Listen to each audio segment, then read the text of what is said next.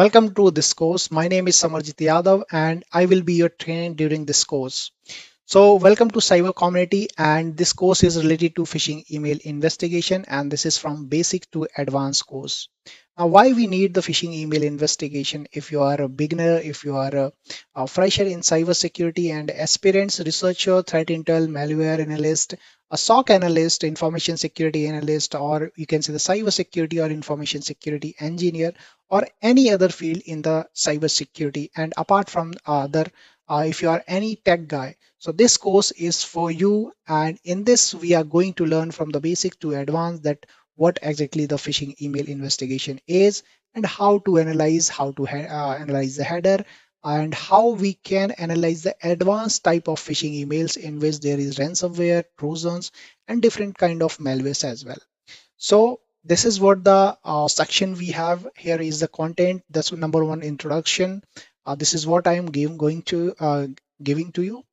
And then introduction to phishing, we have three categories here, and phishing basics, in which we are going to show you the common phishing, wishing, email phishing, what is smishing, whaling, pop-up phishing, and we will keep adding more type of phishing in this same categories. For example, nowadays it's going on quishing, so we'll be adding those things as well in this section.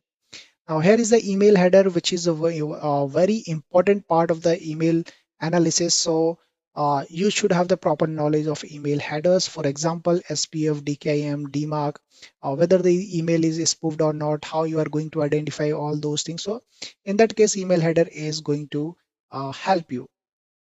Now, the next one is phishing email analysis and investigation. In this, very important part is the sandbox and how to analyze the URL, how to analyze the attachment analysis, how you can analyze all those things in sandbox. That is a dynamic analysis.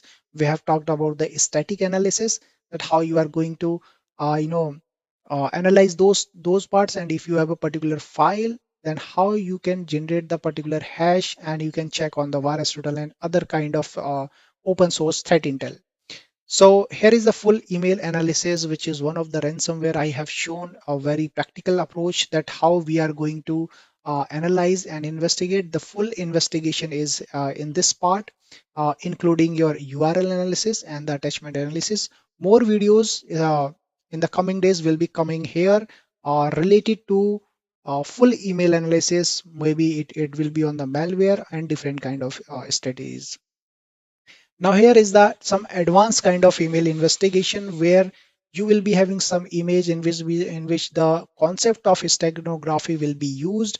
So we will require Shift workstation, that is the DFIR, and it is the workstation from Sense. So how to install that I have shown here, and how we can approach the advanced investigation for the image attachment analysis. This is I will be showing here. Emotet malware, which is one of the most dangerous and most deadliest malware of the world currently. I can say now ICDID malware. So all these things, the advanced analysis I have shown here with the static and dynamic analysis as well. Now, investigation phishing campaign, how you can track the phishing campaigns. So this is what I have been discussed here, gathering how you can gather your evidence and how you can report phishing incidents if any breaches happen in your organization to the CERT team. CERT is nothing but CERT India, or maybe depends on your country, in which country you are living, right? Now the next one is we have the phishing defense and prevention. How exactly you can defense and prevent phishing. And the heart of this course is the phishing email SOP, which is nothing but a very important one. If I can show you, this is what exactly the phishing email SOP, where you will get a step-by-step procedure that how you have to follow, how you have to proceed one by one during the analysis, during performing your investigation. So each and every step is here, and this document has been shared with you. Although this is copyright from my side, but you can use for your purpose. Please do not use it as an unethical way. So this is what exactly in this course, and this is the dynamic course. We will keep adding the new videos, which is having some advanced analysis, which is having some new concepts, so that you will be aware about that. So thank you so much again for taking this course. I believe this course will help you and will let you know that how you have to analyze and investigate the phishing email. Hi, welcome back. My name is Samarjit Yadav and I will be your trainer during this course. So we have the 5 members in cyber community and everybody having approximately 4 to 10 years of experience, and they have worked in Mang along with the Big Four company as well. They have published 5 international research papers on cybersecurity and cloud security, and overall 1 lakh student we have taught online and offline. So this is what basic thing about the cyber community members. Let's jump to the how to join us. So you can go through on YouTube, you can search cyber community. We do have the channel there. You can join us on LinkedIn directly. We have the group on cyber community on LinkedIn as well as on Facebook and Instagram as well. Below are these links and WhatsApp channel we do have, which is newly created, and you can join us on Telegram as well. So generally we post everything on Telegram just to keep you updated. You can questions and answers to us on Telegram and WhatsApp as well. If you are not capable or you are not able to join for some security reasons, or maybe you do have some maybe reasons, so you can just comment in that Udemy sections as well. We are going to reply on those teams. Our team will actively look into that.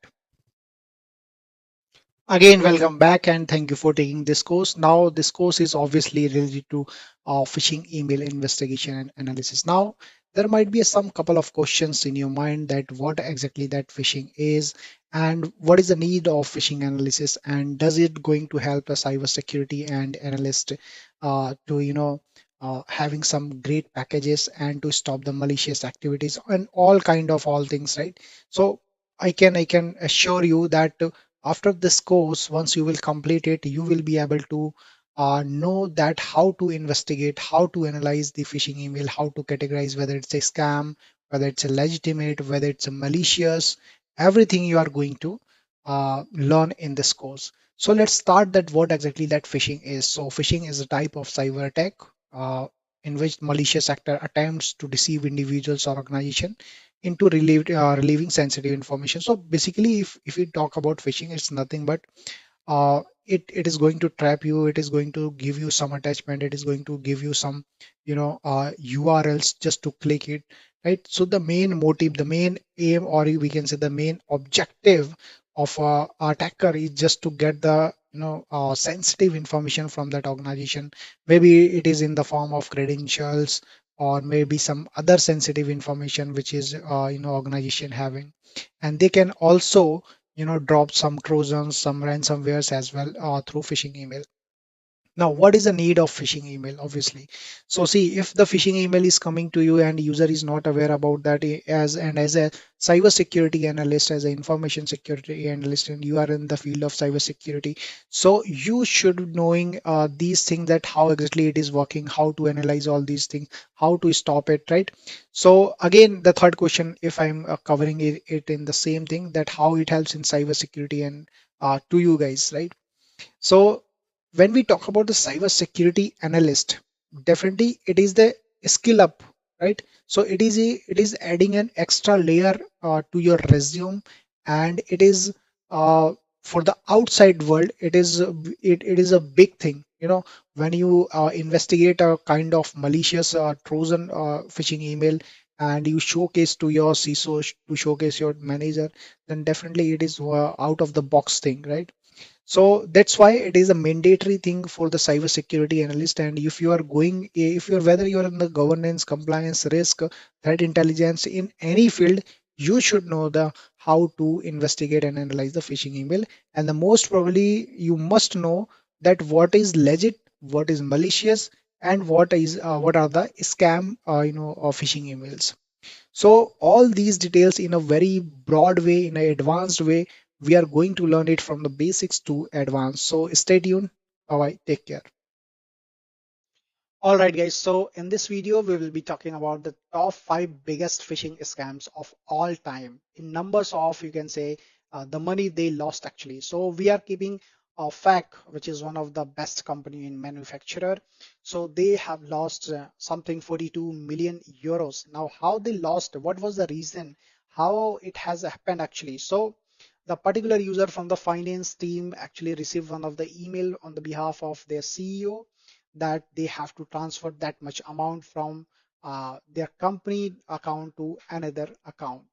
But that the particular email was not from the CEO, it was spoofed, and hence that there was a, you can say, the miscommunication, or there is something maybe no confirmation on another side, but they have transferred that much money. So it was happened in the year 2016 and they lost 42 million euros. Number four, that is Krillin Bank. This is the similar case happened from where the CEO's email was spoofed and the user have transferred 75.6 million euros.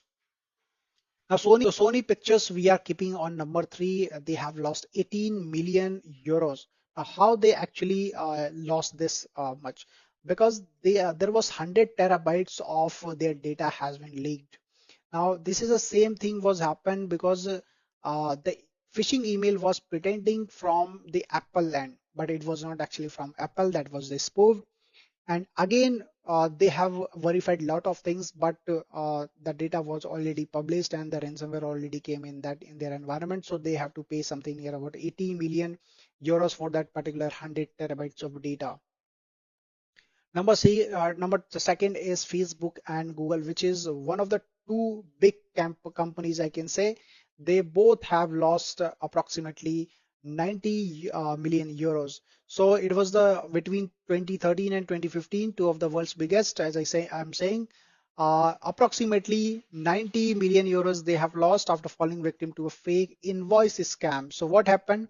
There was a Quanta computer, which is one of the vendor of both Facebook and Google. So there was a fake invoice scam happened there through phishing email, and they trapped into that, and hence there was a loss of 90 million euros. Now the number one is the recently happened in the year 2021, that is Colonial Pipeline, where they have lost 3.4 billion euros just because they have shut down their these pipelines for the 7 days actually. So again, in the same case, they were saying that there was a phishing email and there was something came in their network, but the actual reason, the initial reason was the spear phishing through which it was happened. So these are the some five biggest scams or the biggest scams for phishing email happened till now. So this is where we are ending this video. We'll meet in the next video. Bye bye. Take care. Alright guys, so in the previous video just we have seen the top five biggest phishing scams in terms of you can say the money, right? Now why this phishing awareness is important in every organization and for every employees. So there are a lot of factors. Let's see this protection against cyber threats, financial securities, data privacy, protecting online accounts. In the previous video we have itself have seen that the CEO was telling just it was a spoof email, obviously. So the employee was transferring the huge number of amounts in another bank, right?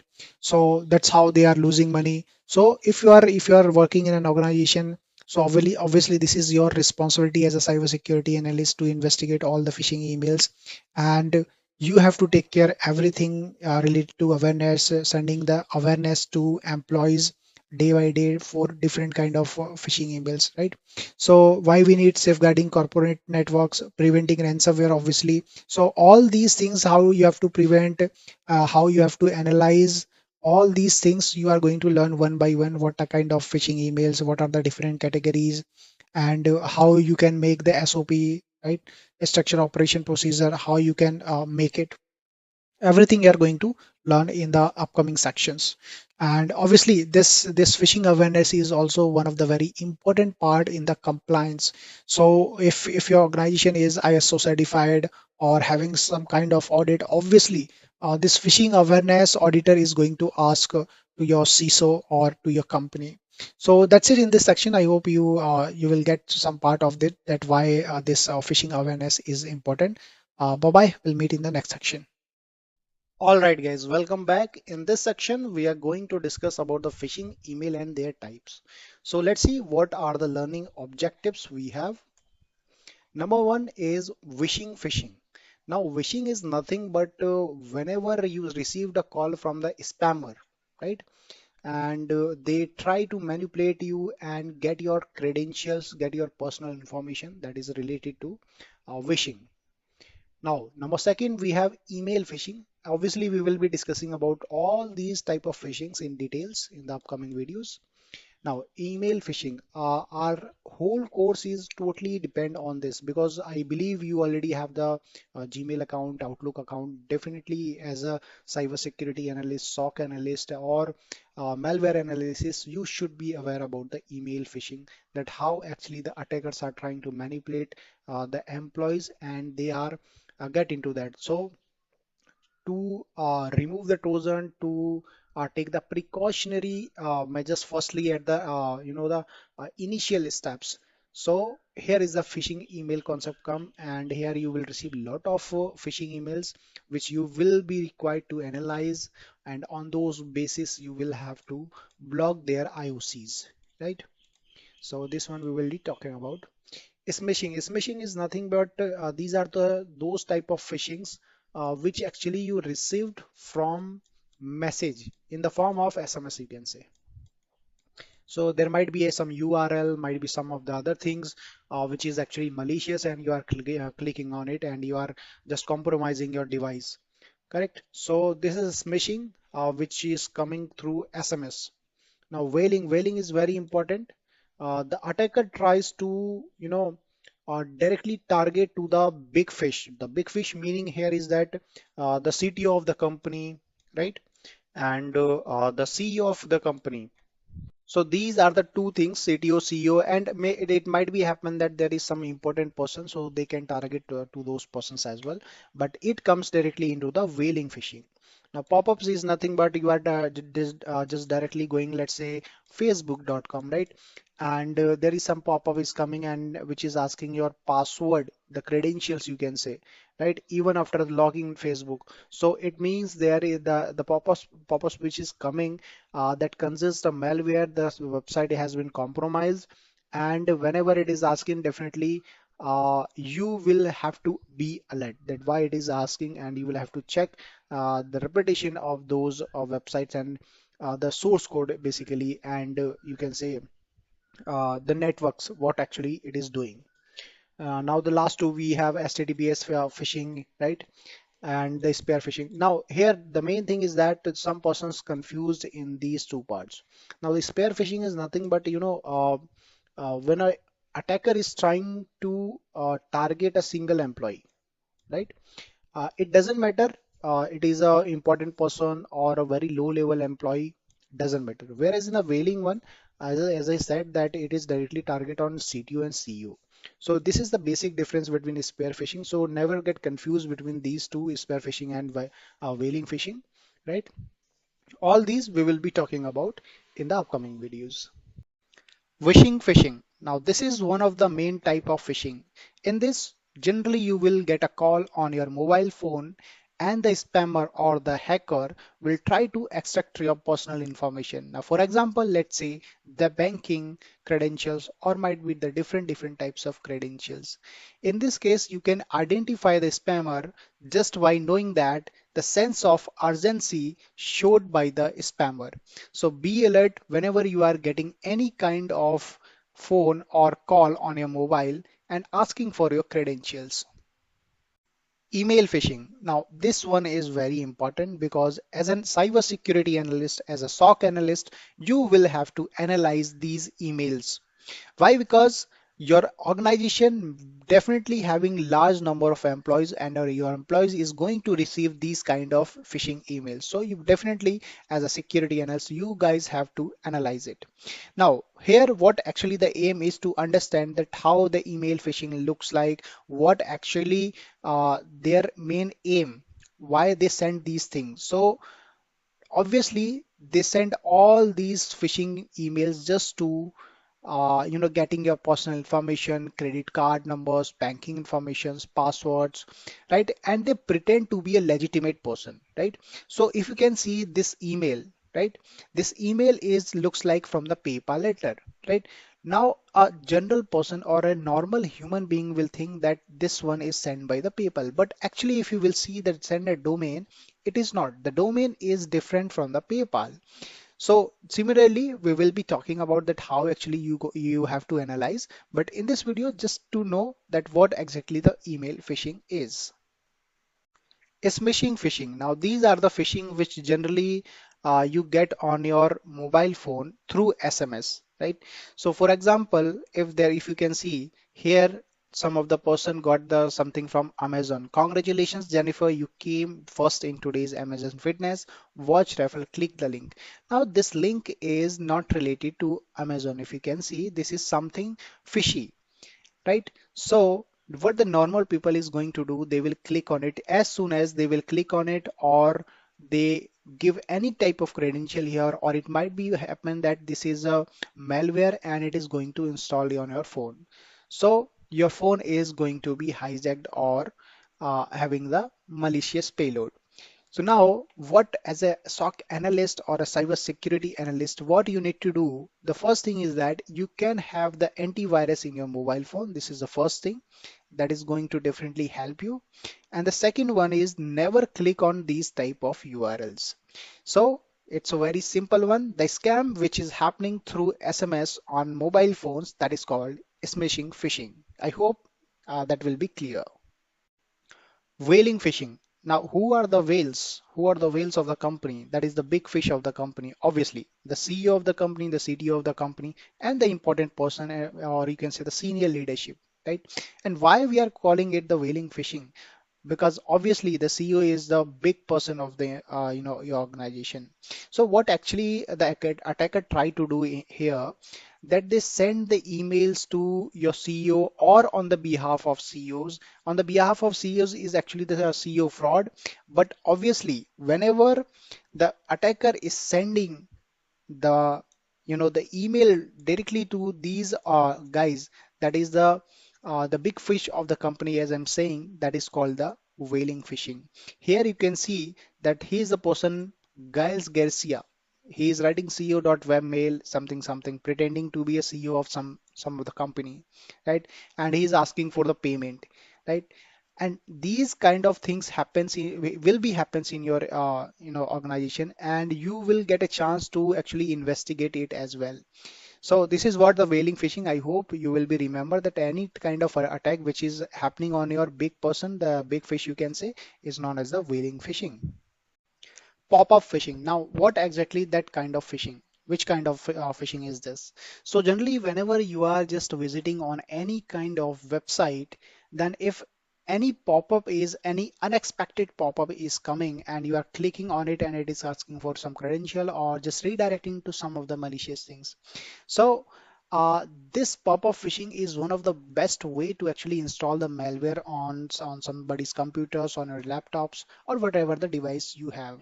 So for this, generally the antivirus is one of the best way, and obviously if your browser is updated, then it is also good. So this is what the pop-up phishing, when you just seen the some pop-up is coming on some legitimate website and asking for your credentials or just to install that application. HTTPS phishing. Generally, if you are a cybersecurity analyst or SOC analyst, then definitely you will not see that much kind of HTTPS phishing. But near about 58% or 50% generally it include. So, for example, in the HTTPS phishing, for example, I mean, you will have to understand first the logic of the HTTPS. So, suppose there is some A, right, and there is something B, which is trying to send some of the some data. So here is the HTTPS. There is some secure channel, obviously. But here, what is happening? The man in the middle. So it is intercepting your whatever the data. It is eavesdropping on secure conversation between the two parties. So this is what actually the man in the middle attack happening for the HTTPS phishing.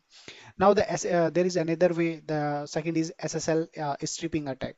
Now what is happening in the SSL stripping attack? Uh, This is one of the form of man in the middle attack actually. So how it is going to do, it will downgrade the HTTPS, this HTTPS into the lower version, low secure, that is the HTTP, which works on the port number 80 and this works on the port number 443, right? So this is one of the way to do the phishing. And the wildcard certificate, this is the third form for doing the HTTPS phishing. Now, this is just an example. If you can see here, there is a example.com, and here you can see there is no SSL, right? So because of this, just by stripping this SSL, now it will be working on HTTP apart from HTTPS. So it is not going to work on the HTTPS, but it will work on the HTTP. So obviously the HTTP is very low secure, or you can say it is not secure, right? I'm talking about the HTTP because they have downgraded from HTTPS to HTTP. So this is what the HTTPS phishing is. Spear phishing. Now, what is that spear phishing? So generally in a very simple term, just try to understand.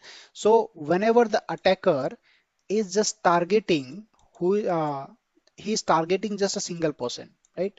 Just a single person of the organization. That is called the spear phishing. When the attacker is trying to target a single person, he's sending the phishing emails and whatever the the malicious attachments or malicious URL to that single person in order to just take the some personal information of that person, or you can say the credentials. Obviously this is what the first aim of the phishing is.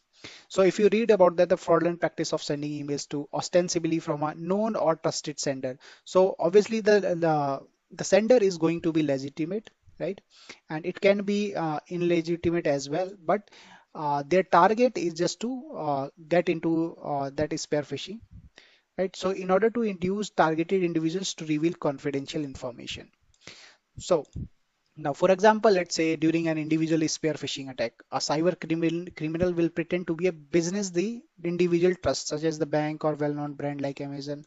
So generally, if you remember now, from Amazon, you might can get some of the gift cards, right? Some of the gift cards related to that, these kind of phishings, something related to, payment related, these kind of things from Amazon or whatever the legitimate websites it is pretend to be legitimate actually. So it will show. So I hope that that meaning is very clear. The spear phishing, it means your target is the single person, right? The single person the attacker is trying to target uh, and pretending to be a legitimate.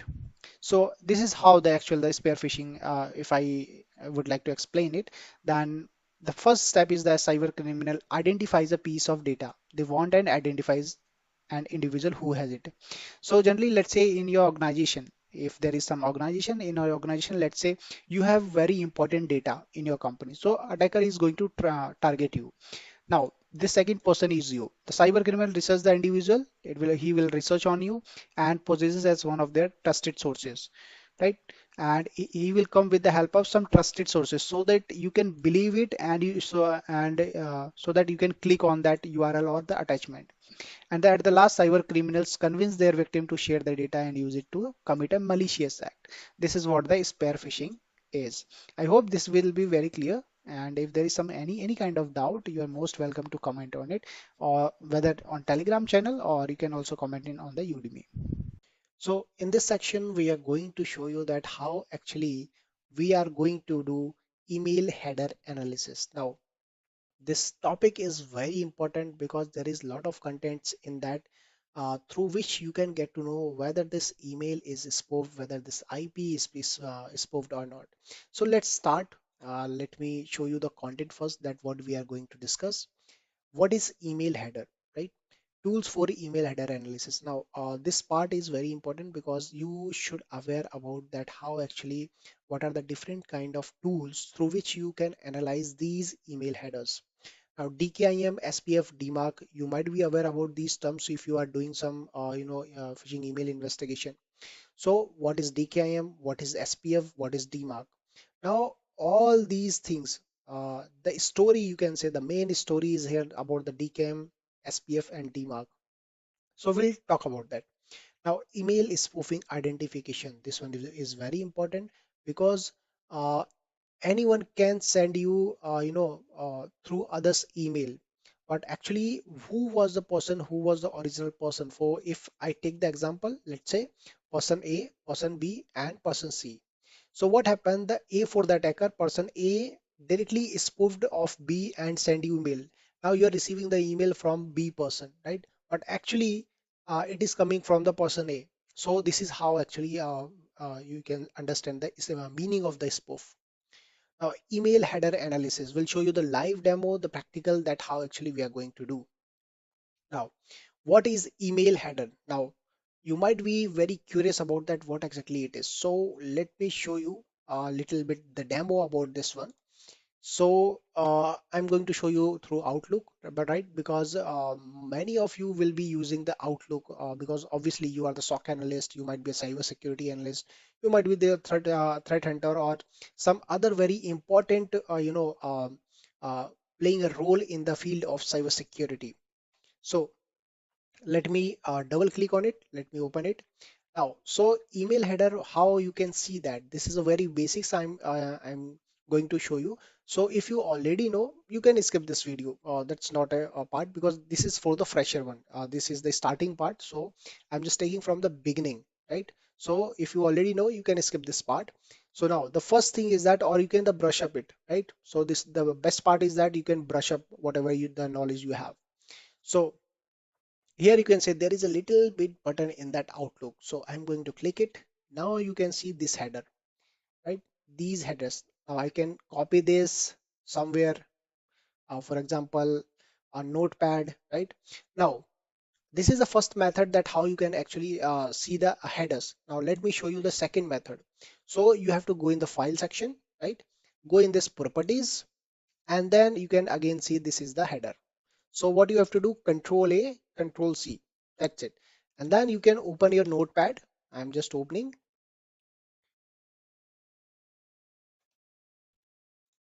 Okay, so here it is. Now I'm pasting it. Now there is a lot of information.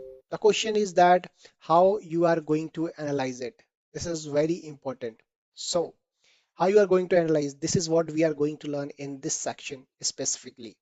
So let's again go jump over the emails, this PPT. Now, what is email header? An email header, also known as the message header, you can say, you have already seen that, right? Is the portion of an email that contains important technical. Now, what are the important technicals? Routing information about the message. So, in short, if I can explain you, the email header contains all the information from where that email has been originated and till you received it, right? So every information from to recipients, what was the date, what was the server they have used, what was the IP, everything you can get to know from this email header. So that's why this is a very important part of the phishing email investigation. Now, as I was talking about that from section, right? So what does it contain? This field specifies the sender, right? Two means the recipient. Subject, it will contain the subject, date and time. CC means carbon copy, and BCC also as well, a blind carbon copy. Reply to message ID, MIME version. Now this is the very important, that is multi-purpose internet mail extension, that is a MIME. So what exactly the version they are using?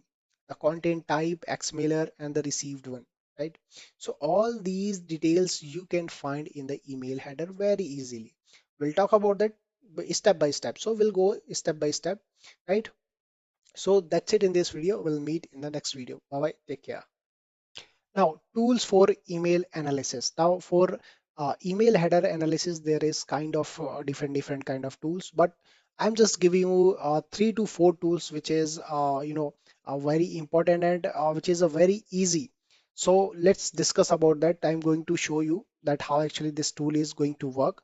So these are the some tools which I have, this resource I already have shared with you. So you can just go through that, and let me copy this one, copy this email address.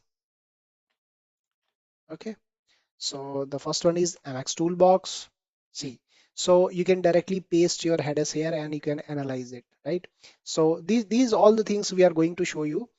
Just keep patience and be with us. So now this is the second email header analysis, right?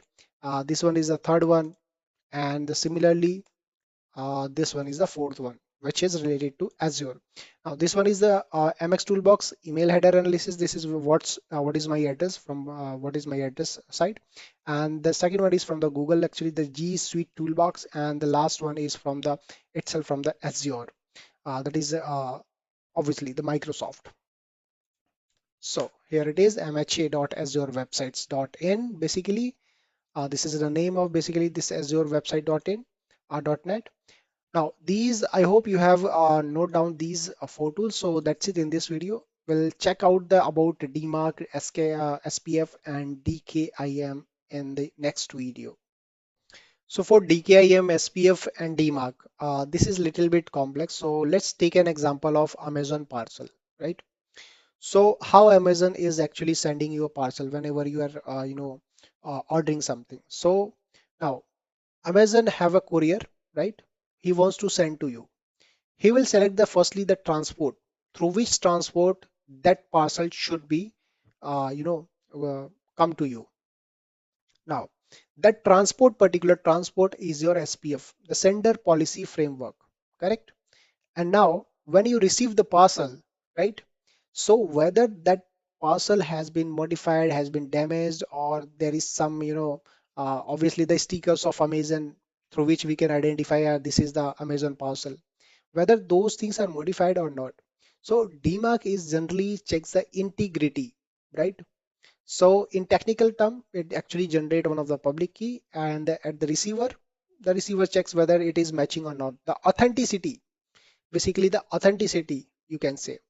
Now, what is DMARC? DMARC is a combination of DKIM and the SPF. Now, let's directly jump to the technical terms. I hope this example will help you to understand. Now, I'm going to correlate all these technical terms with that Amazon example so that you can better understand. Now, the first one is DMARC. DMARC stands for Domain-Based Message Authentication Reporting and Conference. Now, it is an email authentication protocol. So whenever a email is, you are receiving, at the behind the protocol is working that is DMARC. You can see the authentication protocol, correct? Now, there is lot of things in that. First thing is that the SPF and DKIM is the two existing email authentication technologies in that DMARC.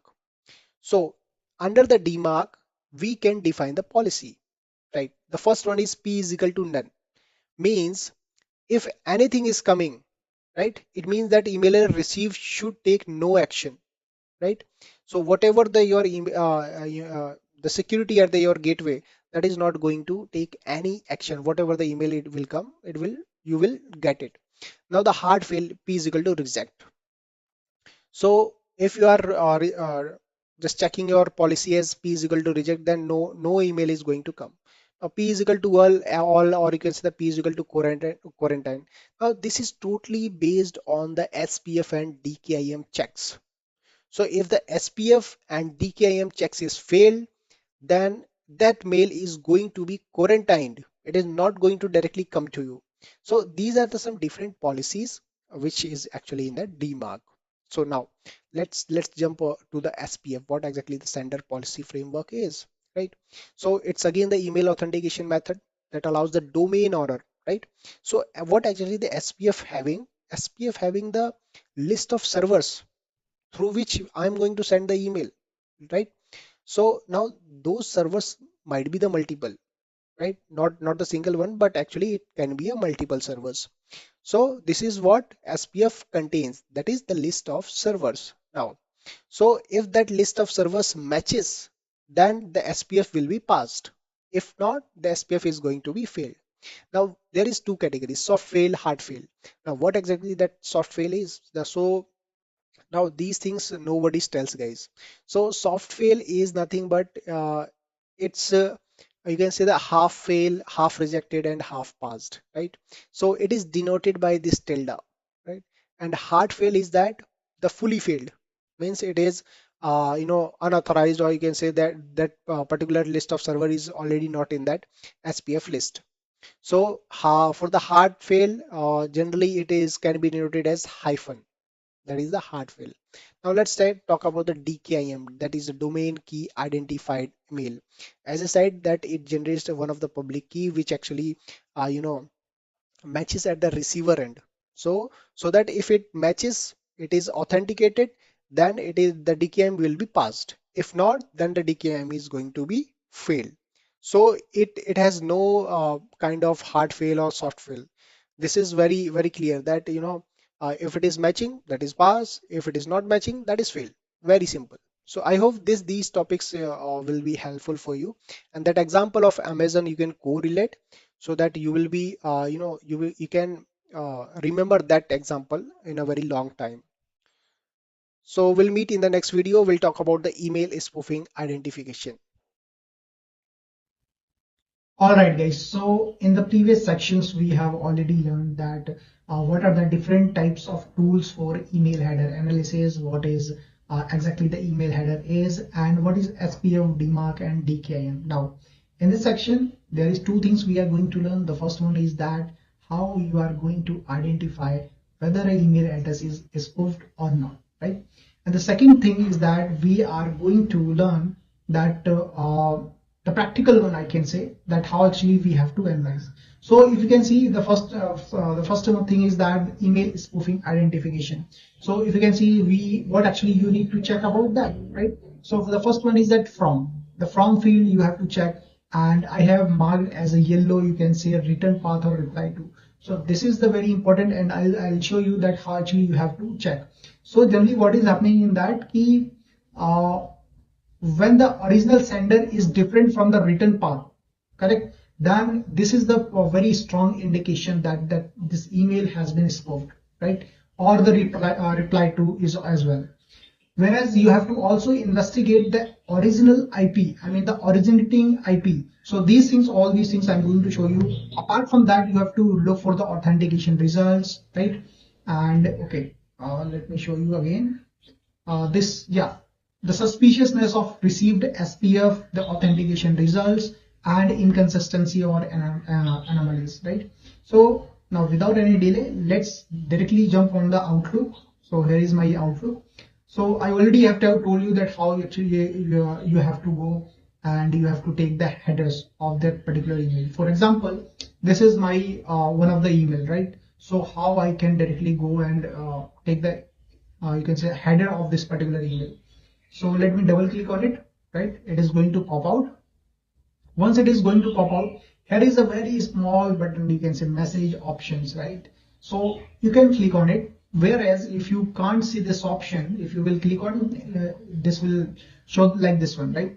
So if you can't see that button, you can just go in that file, right? Here is the properties. So you just click on that properties and the same thing is going to open.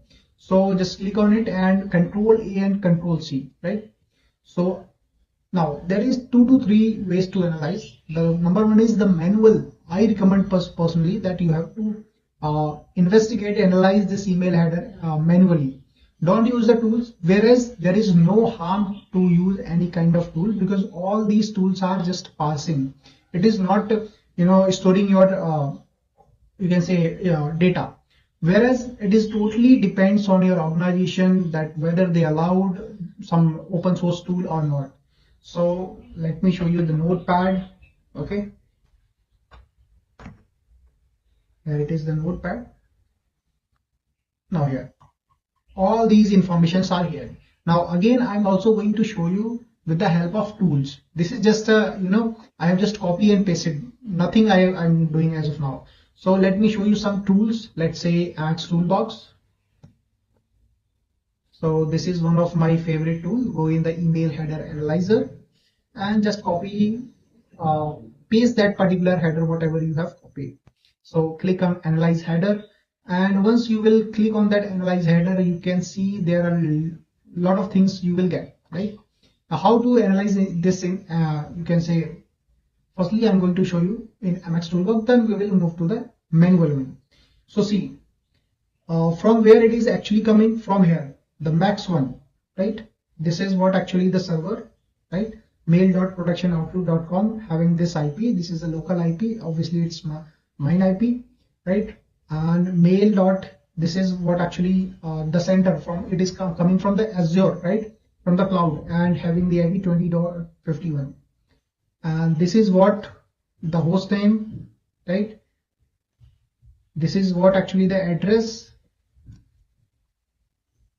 And again, this is the SMTP server where it is with the all details 1.2 cipher, every detail you will get it, and with belongs to time. So if you can see here in the blacklist section, this has been blacklisted, right? But you have to analyze it whether it is blacklisted or not. So as of now, you can see it's already belongs to Azure. So there is no need to directly jump onto the conclusion that it is blacklisted. Apart from that, you have to analyze, you have to check the scenarios, right? And how this is nothing but how from where, from I mean via which server that actually that email has been received by you. Okay, apart from that, if you go down, here is the header found, right? So here is a lot of information you will get. The authentication results, SPF is equal to pass, you can see here.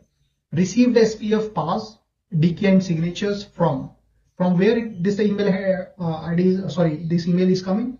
So it is coming from Microsoft Azure no reply Microsoft.com, right?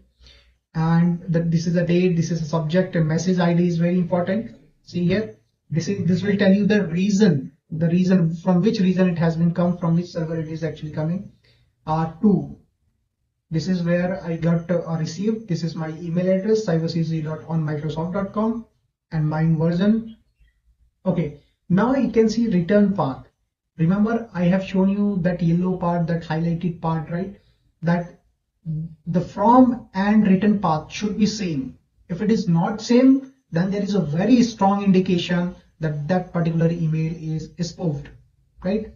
So here in my case, it is same. We will see it is same. So this email is not spoofed, right? And apart from that, what you can check for that? Okay.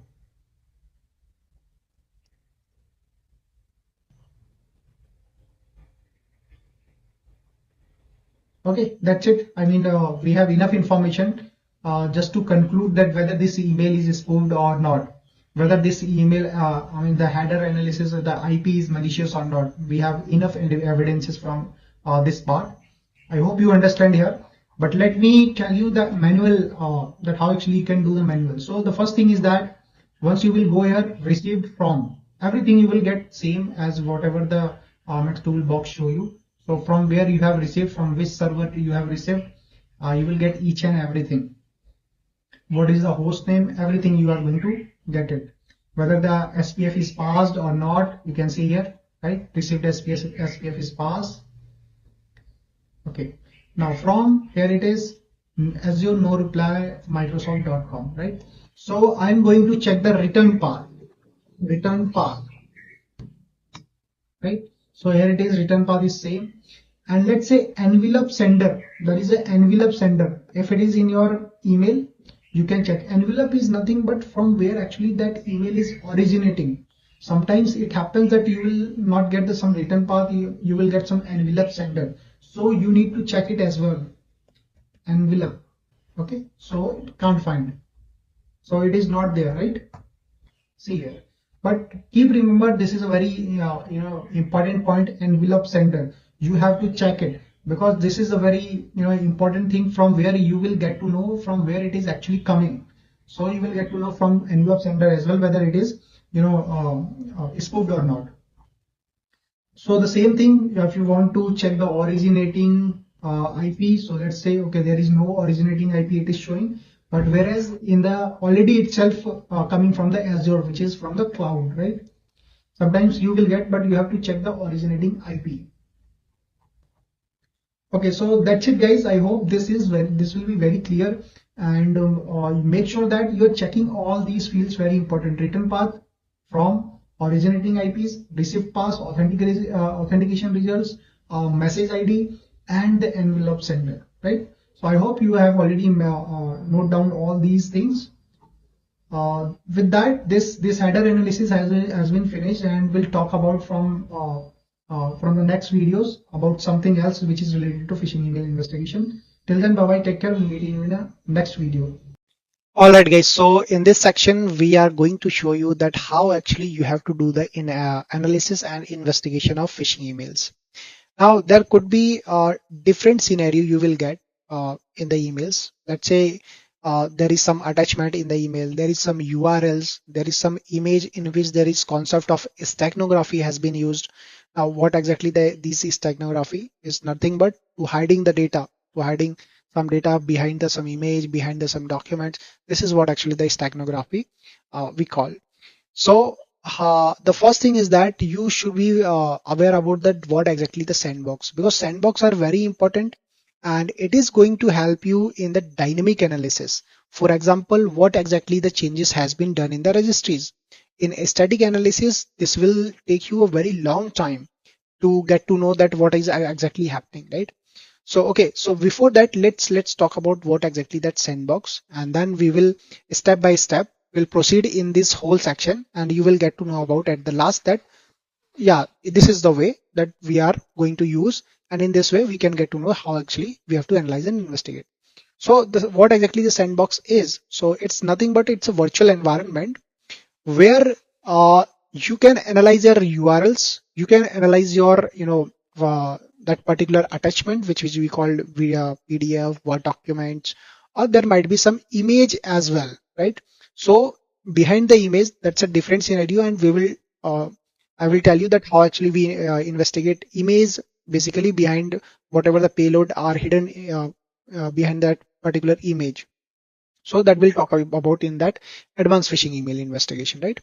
So sandbox is a different types. There are a lot of open sources which are already available. For example, any.run, hybrid analysis, Joy Sandbox, right? So basically we'll focus on these three. So you can make a note of these three and you can make account on these as well.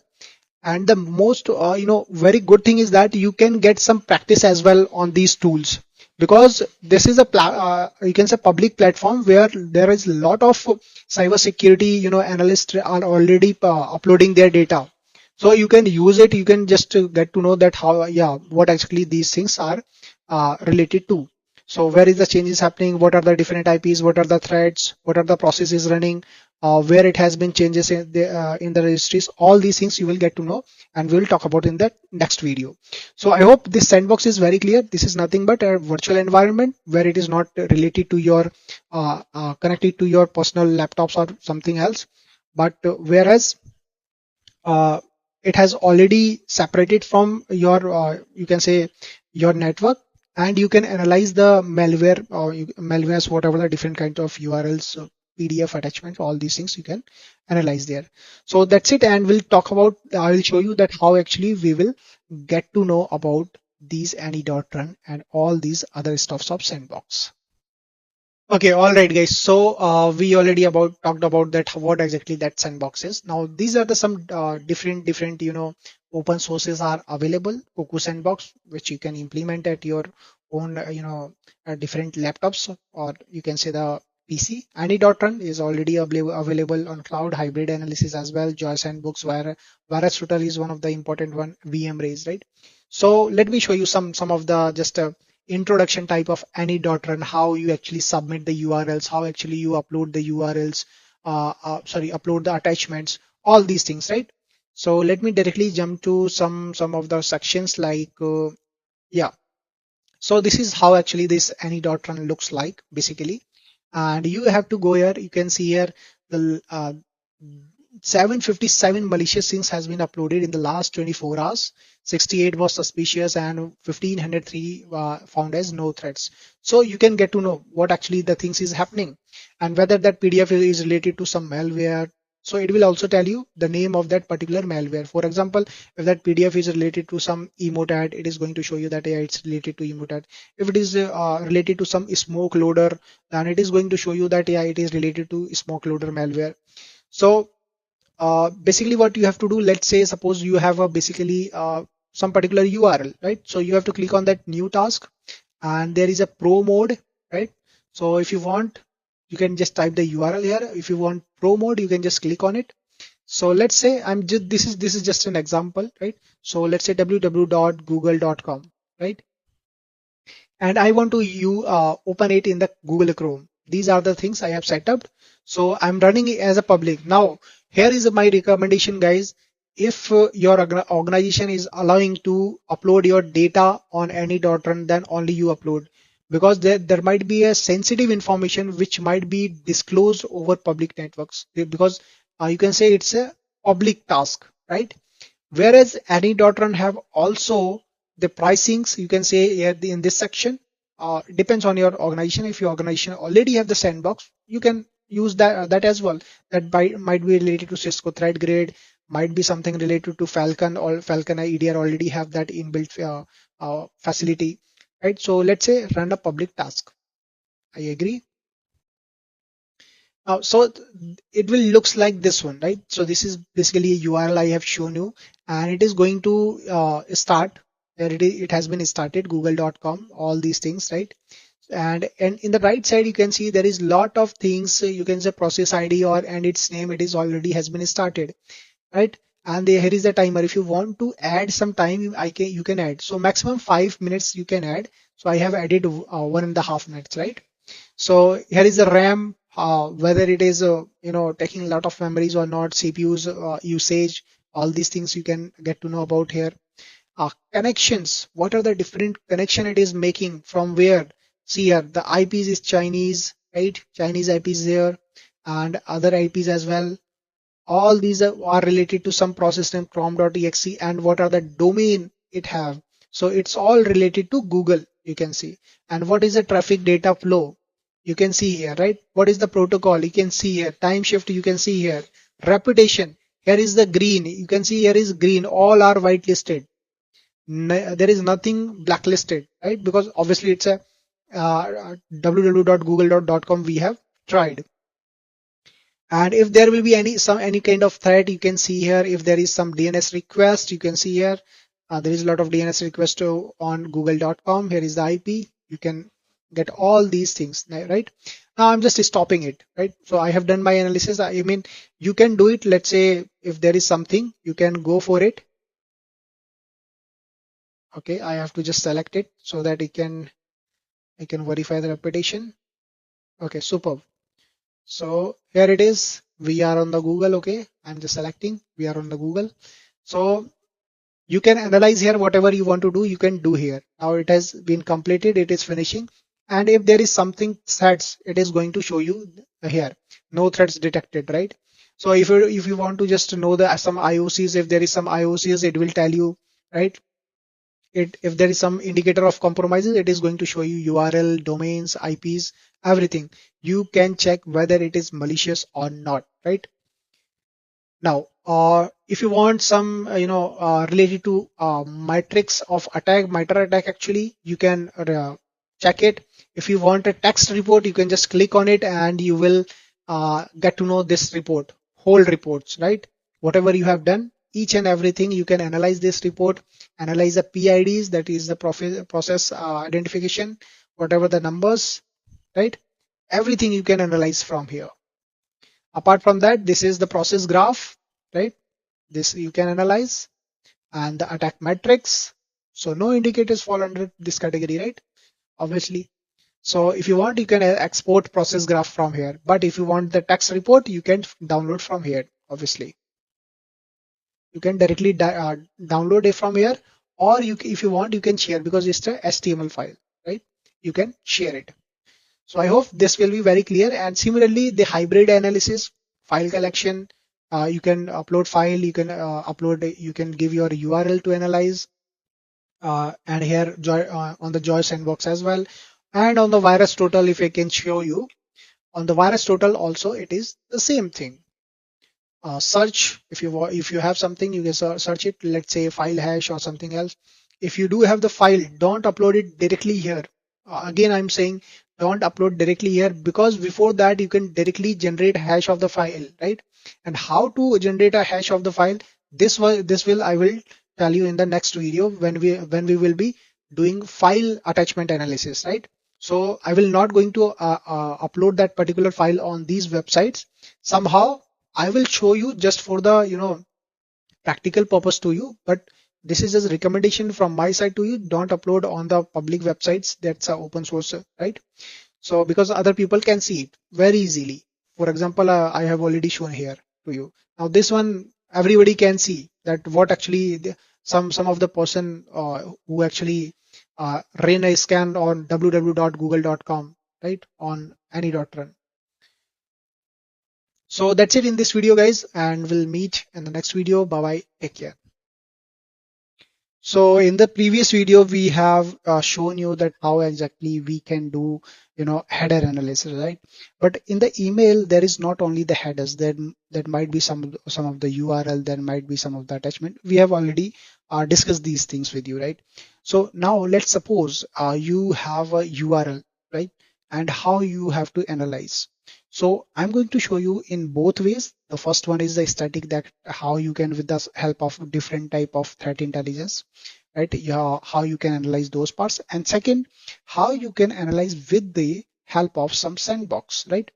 And the main thing is that there are some particular threat intel sites. There are some tools which I have already shown you in the SOP. So if you will go down in this whole section, and you will find the SOP of phishing email. There you will find one of the table which is very beautifully written, for which things you have to use which tool. So make sure that you have already you have gone through that part as well. Okay, so there are two URL analysis link. We have the first one is this. So I'm going to show you with this link. Suppose this link you got in your email, right? Now, how you have to analyze as a cybersecurity analyst. So first thing is that you have to open virus total. I'm just opening different type of threat intels, right? That is urlscan.io. There is site review of Symantec. Okay. URL filtering Palo Alto. Okay. Sorry, not I need URL filtering of Palo Alto. Okay, here it is. Okay. Now, you can go for fish check.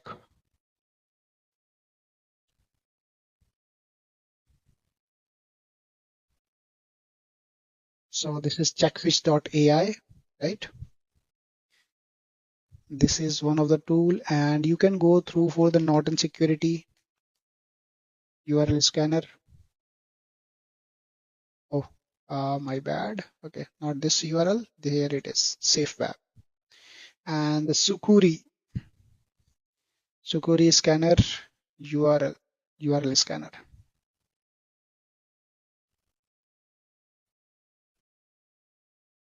And there are a lot of many more things like for the redirection, there is redirective, detective, right? Okay. All these tools you can note down, but I have already given you in that particular resource, so you don't have to exactly note it. Okay, and here it is where goes, and I will tell you what exactly these things happen, these things do. Okay, where goes. Okay, so we have enough tools, right? So let's start the analysis. Number one, this is a virus total. I hope you already aware about that. If you are a fresher, go through, explore this virus total. I'm going to paste any kind of, you can paste here any kind of URL, IP address, and the hash and the domain value. So let me paste it, and let's see if it is showing something to us. Okay, so if you can see, the status is 200 and it is showing no security vendors flagged this URL as a malicious, right? But wait, here is the URL scan.io. I'm just pasting in. Okay, business and economy. Okay, low risk.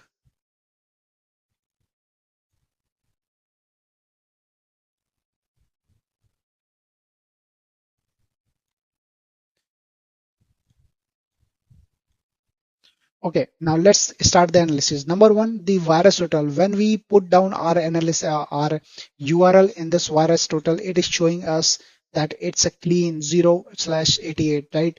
Now go in the details, go in the community, you cannot see anything. So as per the virus total, it is showing clean. Now let's jump to the another one. Now here's www.surveymonkey.com is can't be scanned by URL scan.io, right? No issues. Let's say semantic. So semantic have categorized this as business and economy. Okay, no issues. Whereas the Palo Alto network, if you see, the risk level is low and the category is business and economy. On the similar web page, if you will see here in the check fish, there is no actually fish on the host, right? But if you can see the past fish on IP, now here is one of the strong indication. You can say that you got some lead, you get some you know indication that yeah, it could be some suspicious or it could be some phishing email, right? Because there is 17 number this IP if you can see here. Now from here you can analyze the IP address, right?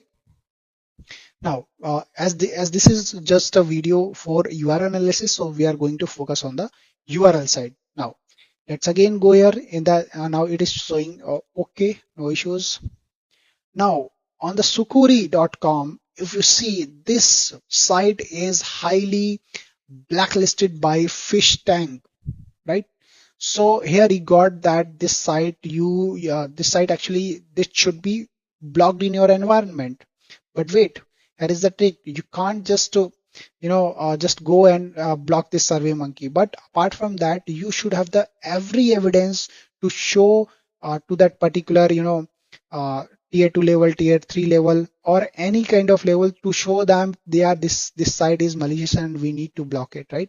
So this is one of the site which is showing blacklisted, and the second one was that checkfish.ai, in which the IP address was actually was showing fish. Now in the redirect detective, now this is why we are using this, because it will redirect, right? For example, let's say if anybody have used some URL shortener, so it will give the original URL link. Similarly, this www.surveymonkey.com, from where actually in reality where it is going. So if you will see, there is the first link, then permanent redirect to this link, vclose.html, and then it is going there, and then after you can see this is the same pattern, this is the same pattern exactly, right? So from here what you have to do, if you can see this is something interesting, right? So let's right click on it, copy link address, and again let's paste into the virus total. Let's see what it is saying, and similarly let's paste in the semantic as well. Okay, unresolved URL, let's search here. Okay, let me remove. Okay, it's a 400 error, no issues. So here it is also showing it's not malicious, right? Let's check on this site. Okay, so as per this, it is showing the medium risk. Okay, no issues. And this is the same trace which we were talking about, right? Now these two sites, the redirect detective and this where goes, are both used for redirection, where that exact URL is going, right? So I hope you understand for what purpose we are using these two tools, correct? And why we are using this Palo Alto URL filtering and this cementing. This is just for the categorization, whether it has been categorized as a malware, as a business, as a computer risk, or something else categorization, right? So now, I think this is enough to show you for the first URL as a static analysis, which you are which you have already have analyzed with the help of these threat intel tools.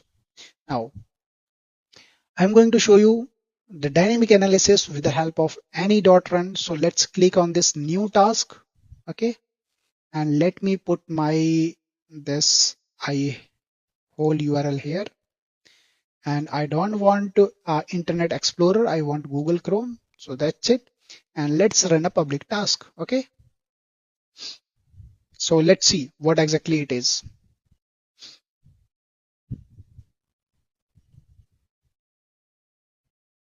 So if you can see here and this surveymonkey.com, it is loading.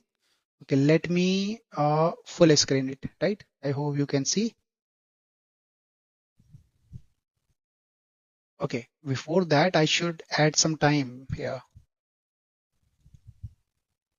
Okay, so it is showing this site can't be reached, right? Okay, let me. So if you remember in the redirect check detective and where goes, we have already checked for where exactly this URL is going. So you can see this is what exactly the same URL we have observed in that particular tool, right? So let me close it and let's see if there is something happening. Nothing. Connection is 18. DNS request is this 19 and threads. Okay. So let me stop it. Okay. And let's see the result. Okay. It is showing no threads recorded. Why? Because this particular HTML file is not able to read. This is why it is showing. But we have the very strong evidence here. If you will see,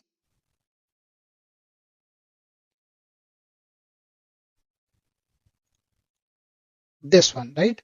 So it was showing as blacklisted as per the fish tank. So if you already have the account on fish tank, you can go through, you can check there. And if you want, you can block it. It's looks like a spam, but still it is showing the, malware. So you have to block it. You have to block this particular URL, right? Now let's move to this second URL, which is a different one. Now this is the second analysis we are going to show you. So let me copy it. Go in the virus total, paste here. Similarly, go in the URL scan.io and here check on every part. I'm just going to paste this URL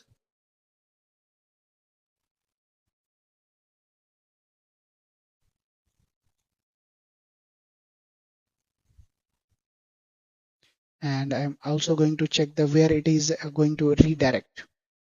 Okay, it is not going to redirect anywhere, right? So let me open browser link. If you want to use browser link, you are good to use it. If you want to see what exactly in this, so it's nothing but like a virtual environment where you can test your URL, correct? So you can go this to this browser link and you can test what exactly this URL is doing. So there will be no impact on your uh, operating system, your genuine operating system, right? So because this browser link is virtual. Now there is nothing happening. So let me check with the virus. Oh, so we have lot of things. You can see this is a 10 security flags we got. Means this URL is malicious and this should be blocked in an environment. Okay, here is 400 error. I think there is some issue with URL scan.io. No issues. Okay, here you can see the categorization. Just to check for the categorization that it is showing phishing for this particular URL on the Palo Alto. Okay, let me. I'm not a robot, and let's check on Palo Alto. So it is also showing malware. Correct, guys? So it is also showing malware. Okay, and this one is also showing phishing. Site is blacklisted. So okay. So as per these analysis, you are good to block this URL because it is showing the phishing email. Now, apart from that, let's go for the dynamic analysis if you want to do it. So let me just paste it. New task. Type a URL here. Okay, I agree.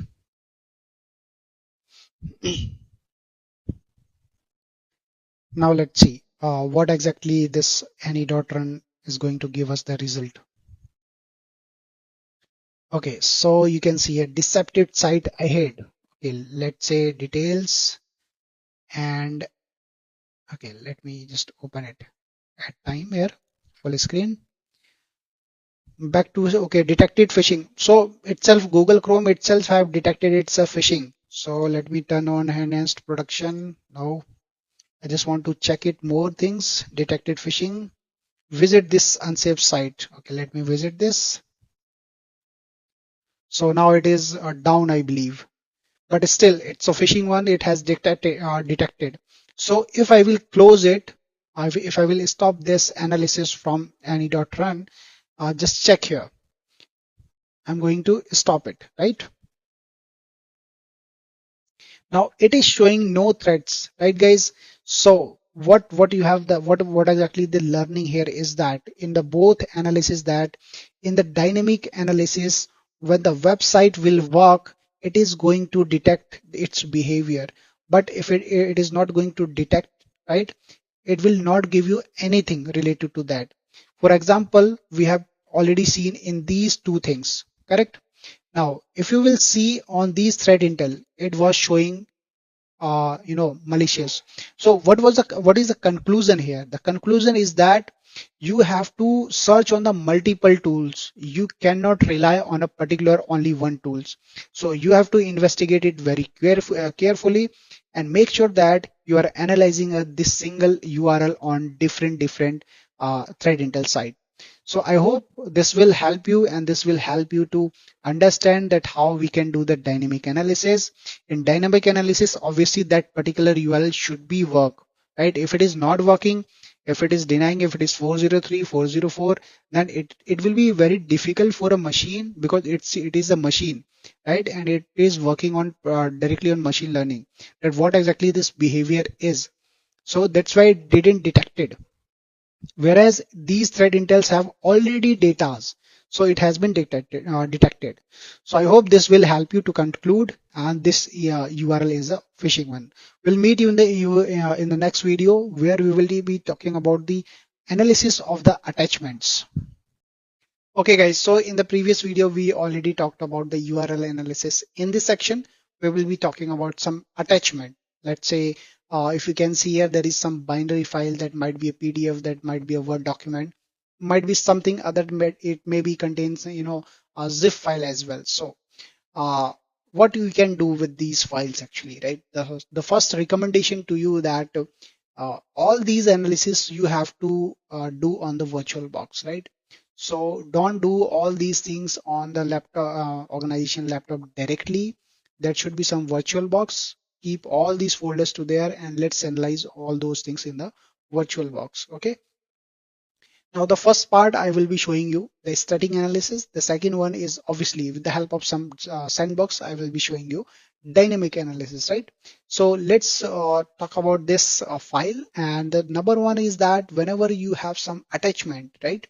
So you have to be very careful while opening it. So before opening it, let's generate a hash value, correct?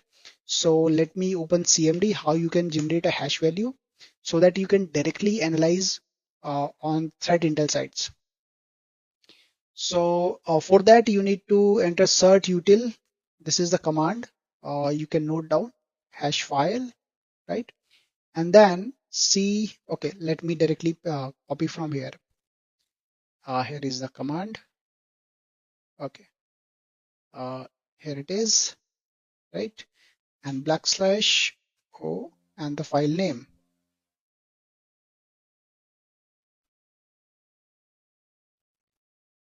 Okay, so let's give SHA-256. Okay, what we are getting, okay, no more than two arguments. Okay, it's my bad. Let me again copy this, right? And let's say cert util hash file, it's right. Okay, and this one, okay, email, let's say, okay,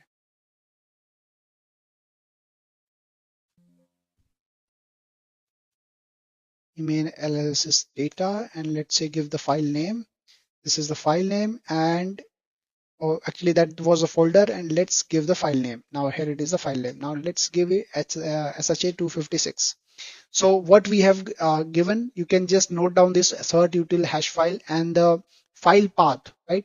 Make sure that you are giving the file path in double inverted commas. If you are not giving, that's not an issue. it will take it automatically.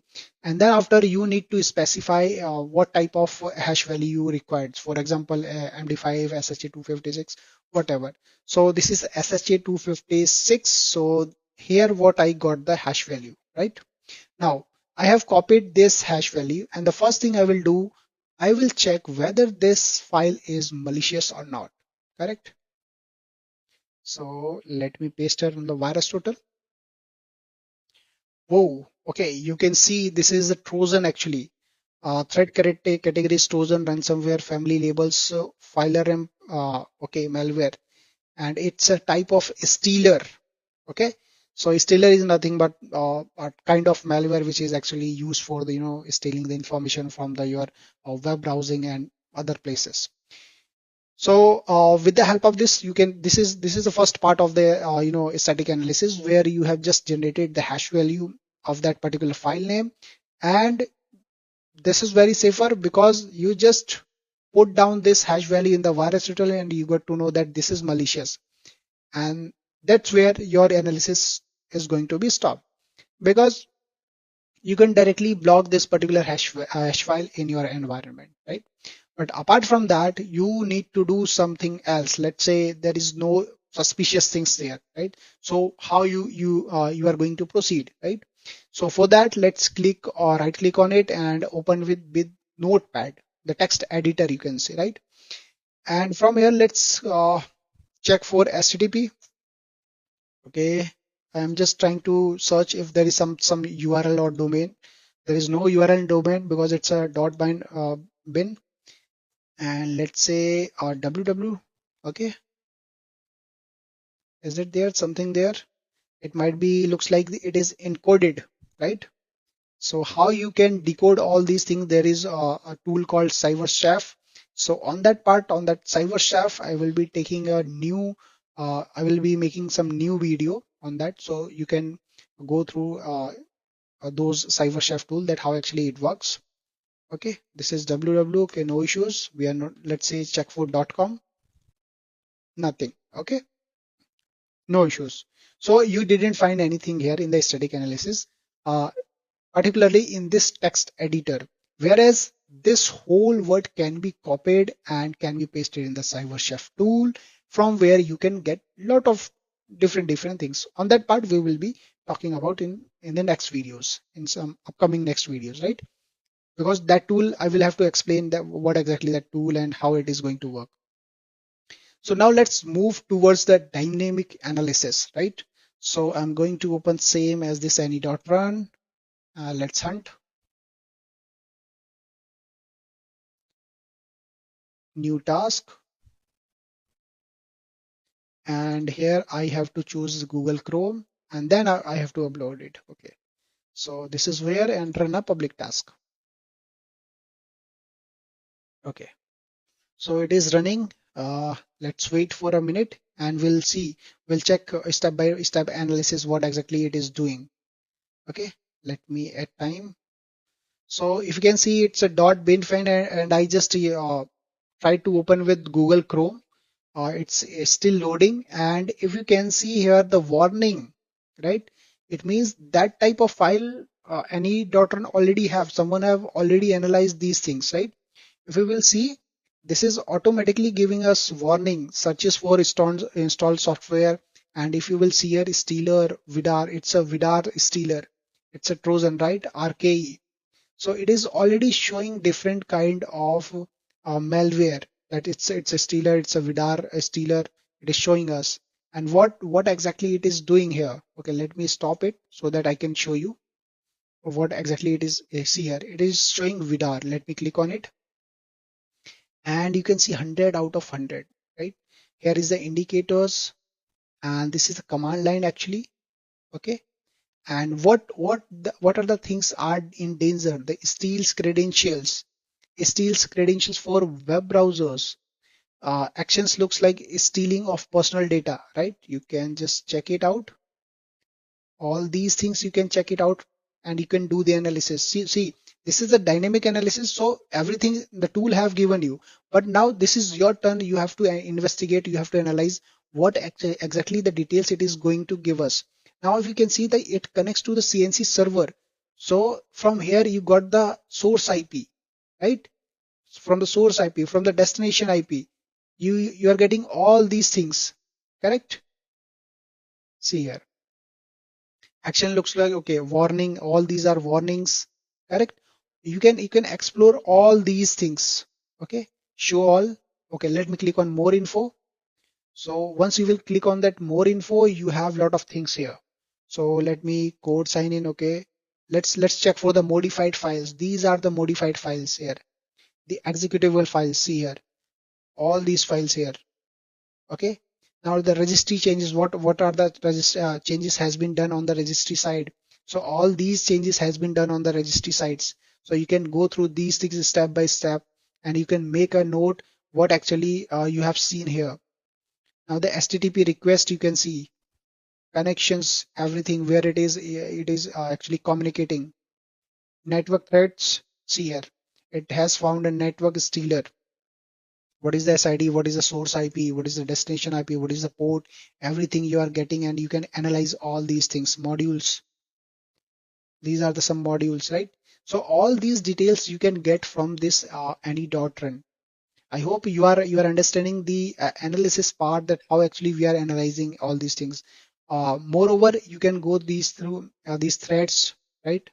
DNS request, connections, HTTP request, all these things.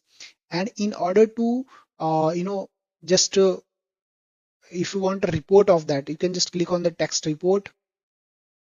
And after that, if you want to know some IOCs, you can go through these IOCs, and all the details you will find out, right?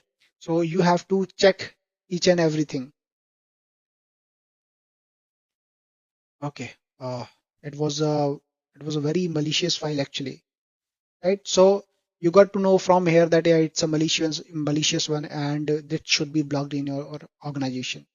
So that's it in this video, guys, and we'll meet in the next video with something other else, with some different kind of analysis of categories like credential harvesting, malware phishing. This is also one of the malware phishing type, but that would be some case study. So I will be showing you those things. Okay, guys. So in the previous sections, we have already learned about the email header analysis, the URL analysis, and the attachment analysis, and different kind of things, right? But this is the video, this is the section where we are going to show you from the basic, that from the sender domain to email header, the URL, the attachment, and other kind of stuffs which you can analyze. So this is what I can say the full email analysis, and this will give you an idea, the perfect idea that how you have to proceed with every email, right? So starting from the basics that this is the particular email, obviously you will get one of the emails, right? Now you have to analyze this email. So the first thing you have to notice that this you can see here, it is the email analysis. This is what exactly the name. It could be anything, correct? Now this is a sender domain which from which we got the this email. Now the first thing is that you have to analyze this particular domain, whether it exists or not. So how you can do that? So let me check if this Microsoft.co, right? This is Microsoft.co. It's not a com. Make sure that it's not a legitimate, whether it's a legitimate or not a legitimate. You have to decide. You have to uh, you know check the reputation of this domain. So how I'm going to check this? Let's see. So for this, let's say MX Toolbox, right? I'm just opening MX Toolbox, and here is the option of blacklist. You have to go there. And moreover, I just want to also check the SPF record, right? So let me use Kitterman. So this is a particular tool where you can check whether whether this domain have some SPF or not. So Microsoft.co, it's not com, it's co, right? So get SPF record. Okay, so no valid SPF record found. It means this domain can be spoofed, right? Now, now let's check the reputation, Microsoft.co, and let's check it. So, okay.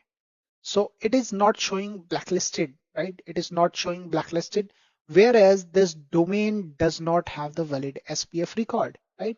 So it can be spoofed. Now, number second, you have uh, analyze these things, right? The domain you have already analyzed. Now the second thing is that you have to analyze the header.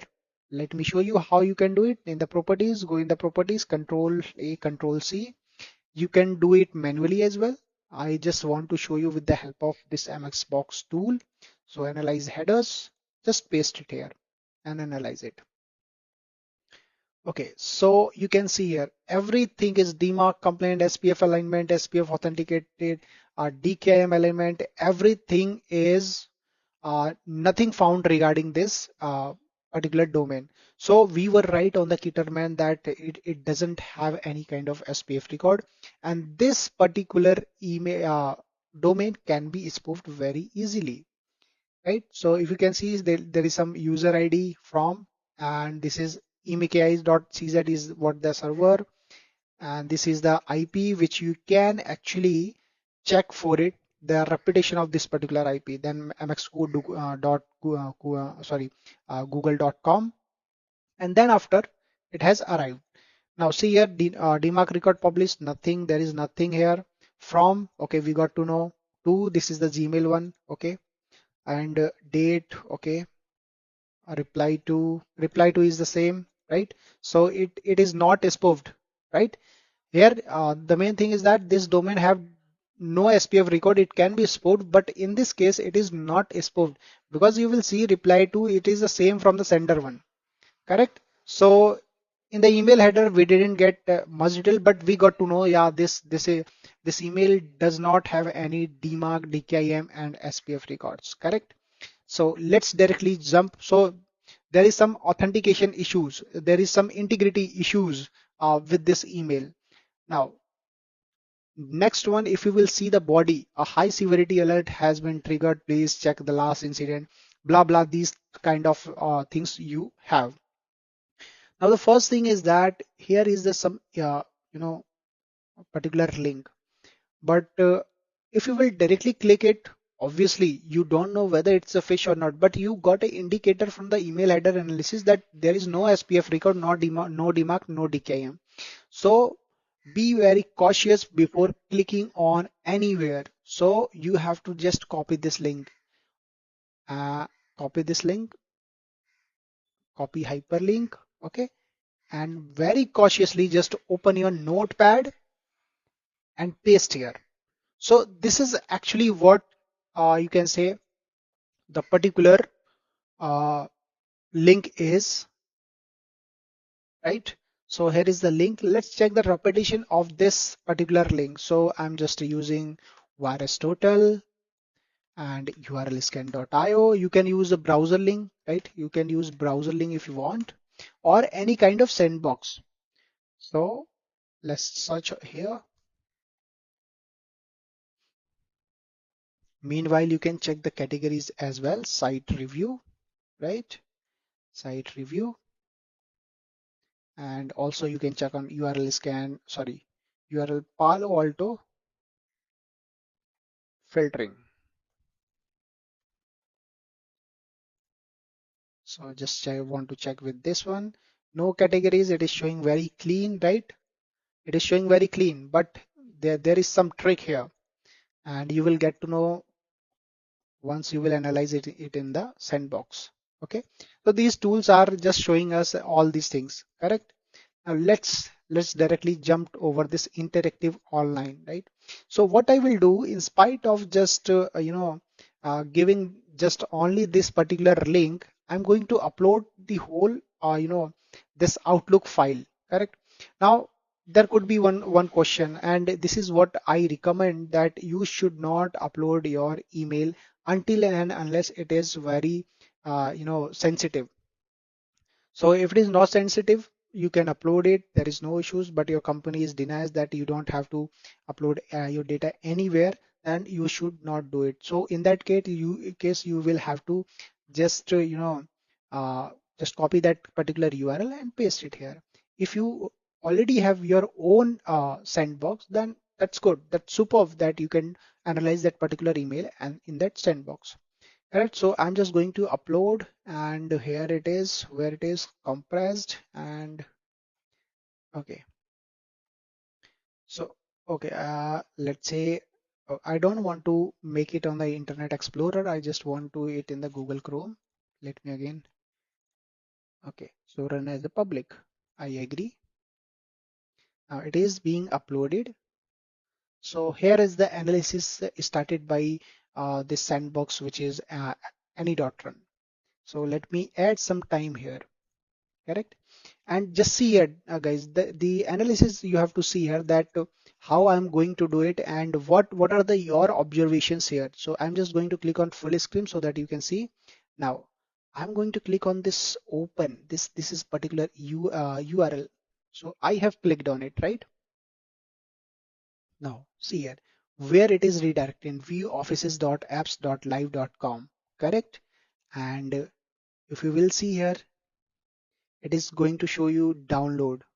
So what he is saying, click enable editing button from the yellow bar. Once you have enabled it, please enable content from the same yellow bar.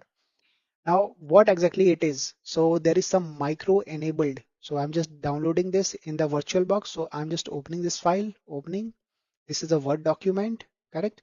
Here it is, enable editing. So there is pre-instruction to install some of the suspicious file, correct?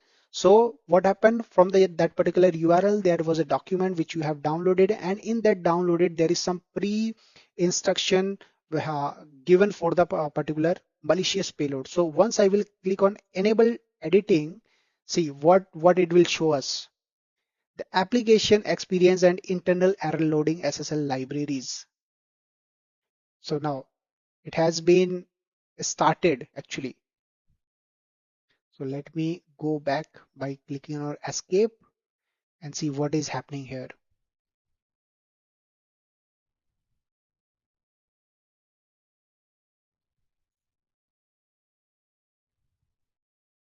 So it has been enabled, right?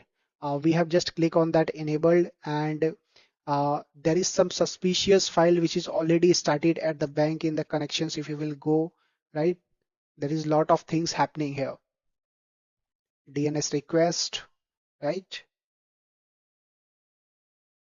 Now threads is showing 0, but still there is, it has downloaded something. So with that, let me just click on that stop button, right? Or you can say if you want to analyze it again, just close it and again open this file.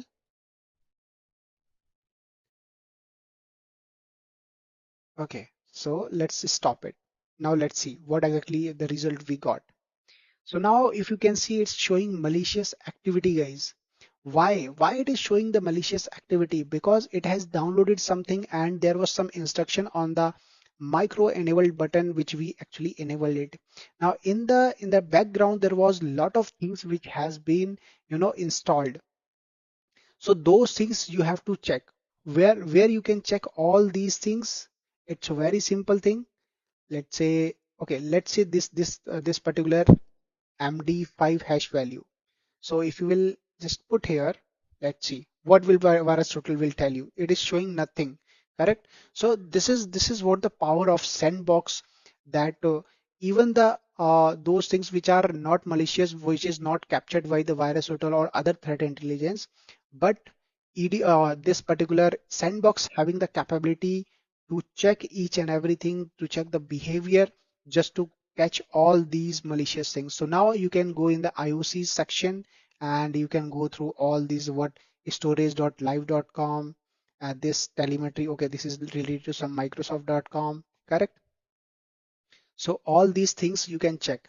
Now, if you will just go on the text report, you can check the text report and what has happened. So outlook.exe, what has happened, right? And the, okay, let me check here. So if you can see, this is malicious 100 out of 100. It is detecting. Username is admin. It is already detecting more. Just click on that more info and you will get what exactly it is capturing. What are the things it has modified? What are the registries it has changes, right? I hope this will help you to understand. This is a full analysis of a particular URL from the initial point when we receive the email to at the last of concluding that particular email. So I will meet you in the next video. Till then, bye bye. Take care. All right, guys. So in this video, we are going to show you that how you can install SIFT workstation, which is related to DFIR. So this basically depends on the Ubuntu and having a lot of tools related to digital forensics. So for this to install SIFT workstation, this is generally three steps. I can say three methods to install it. The number one, having the OVA file, and this you can download by logging in here. Second one is you already have the Ubuntu system and you are installing Swift in that. And the third one is on Microsoft Windows using Windows subsystem for Linux, right? So in this video, we will be talking about this Swift workstation VM appliance, right? Having login and a password of Sense Forensics and Forensics. Now, for this OVA, you will require the VMware. So I have already installed VMware, but just want to show you that how actually you can download and install it. So here, this is what exactly the URL is, customer connect.vmware.com, and having two files here. The first one is for the Linux and the second one is for the Windows. I do have the Windows 64-bit operating system, so I will be installing this one. So depends on your operating system, you can download it and install it. That's a very basic installation, right? So in case of any doubt during installation, you can just comment me and I will be guiding you that how we can install it, right? So let me open VMware, right? So this is how I have already installed. Let me open it. So now it has been opened. Now the second thing is that you need to download this Soft Workstation. So I already have logged in and downloaded this one. Let me show you where I have downloaded. So here is the OVA file which I already have downloaded, right? Now I will go in this. Okay, this one is already, okay, let me remove, delete from disk. Okay, permanently deleted. Now I just want to show you from the basics how we are going to install it. So just open a virtual machine and just find out your OVA file. So here you can say here is the OVA file. Mine one is here, Swift Workstation. So I'm going to open it directly and it is asking to give the name. So I'm going to give the name, let's say Swift Forensics, right? And this is what exactly the your storage path, right? So I'm going to import it. Now this importing, it is started importing SIFT forensics. So it will take couple of minutes. So let's wait for it. And meanwhile, let me introduce about this Swift workstation, what exactly it is. So it is basically a SANS based, right? And SANS is one of the organization which is well known for digital forensics. This is the number one thing. And the second one is that in this Ubuntu Forensic, that is SIFT workstation, you will get a lot of tools related to digital forensic. For example, FTK, there would be NKs, and even you can download and install it as well. Okay, so apart from that, if you are a cybersecurity analyst or DFIR and you're looking for advanced phishing email investigation, especially for the images which is having the which is using concept of steganography. Now, what is that steganography? It's nothing but hiding of data in an image, in a URL, whatever the things you have. So generally, image is containing those malicious payload. Now you want to analyze, you want to investigate that particular image. So for that purpose, this Sift workstation is going to really help you. Okay, so it's just near to complete. Let's wait.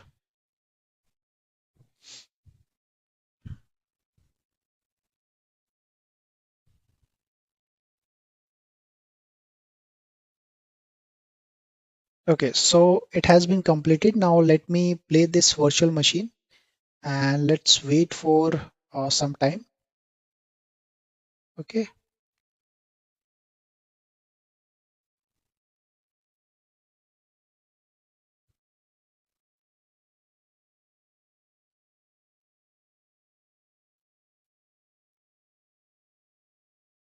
So let's wait. It is loading.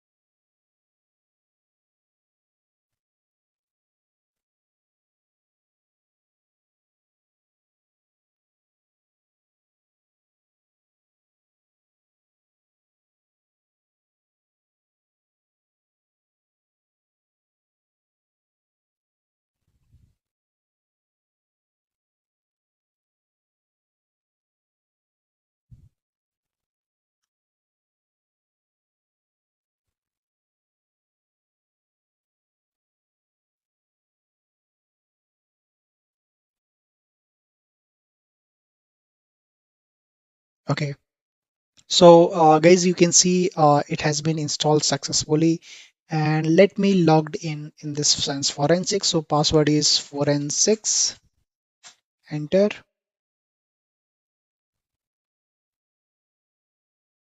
and it will open soon.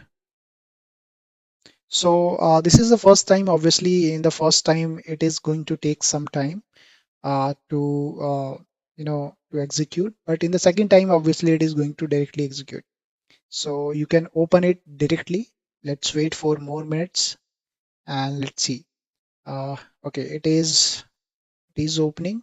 Now it has been opened. Now you can see we do have that particular terminal. If let me enter the full screen. Okay, okay. Now you can see here, this has been successfully installed, and we do have uh, l- different type of tools. If you can see, there are different types of cheat sheets already of SIFT we do have. So you can go through these things. You can go for network forensics, everything, whatever you want to do, you can do with the, you can play with this SIFT workstation. So we will be using this SFT for DFI, for especially for forensics, and more important in phishing email investigation, we will be using for the image analysis especially. So we'll check it out in the upcoming videos. So till then, bye bye. Take care. In case of any questions related to installation of this SIFT workstation, you can directly ping me or you can comment. Bye bye. Take care. We'll meet you in the next video. All right, guys. So in this video, we are going to talk about the Emotet, a banking Trojan malware.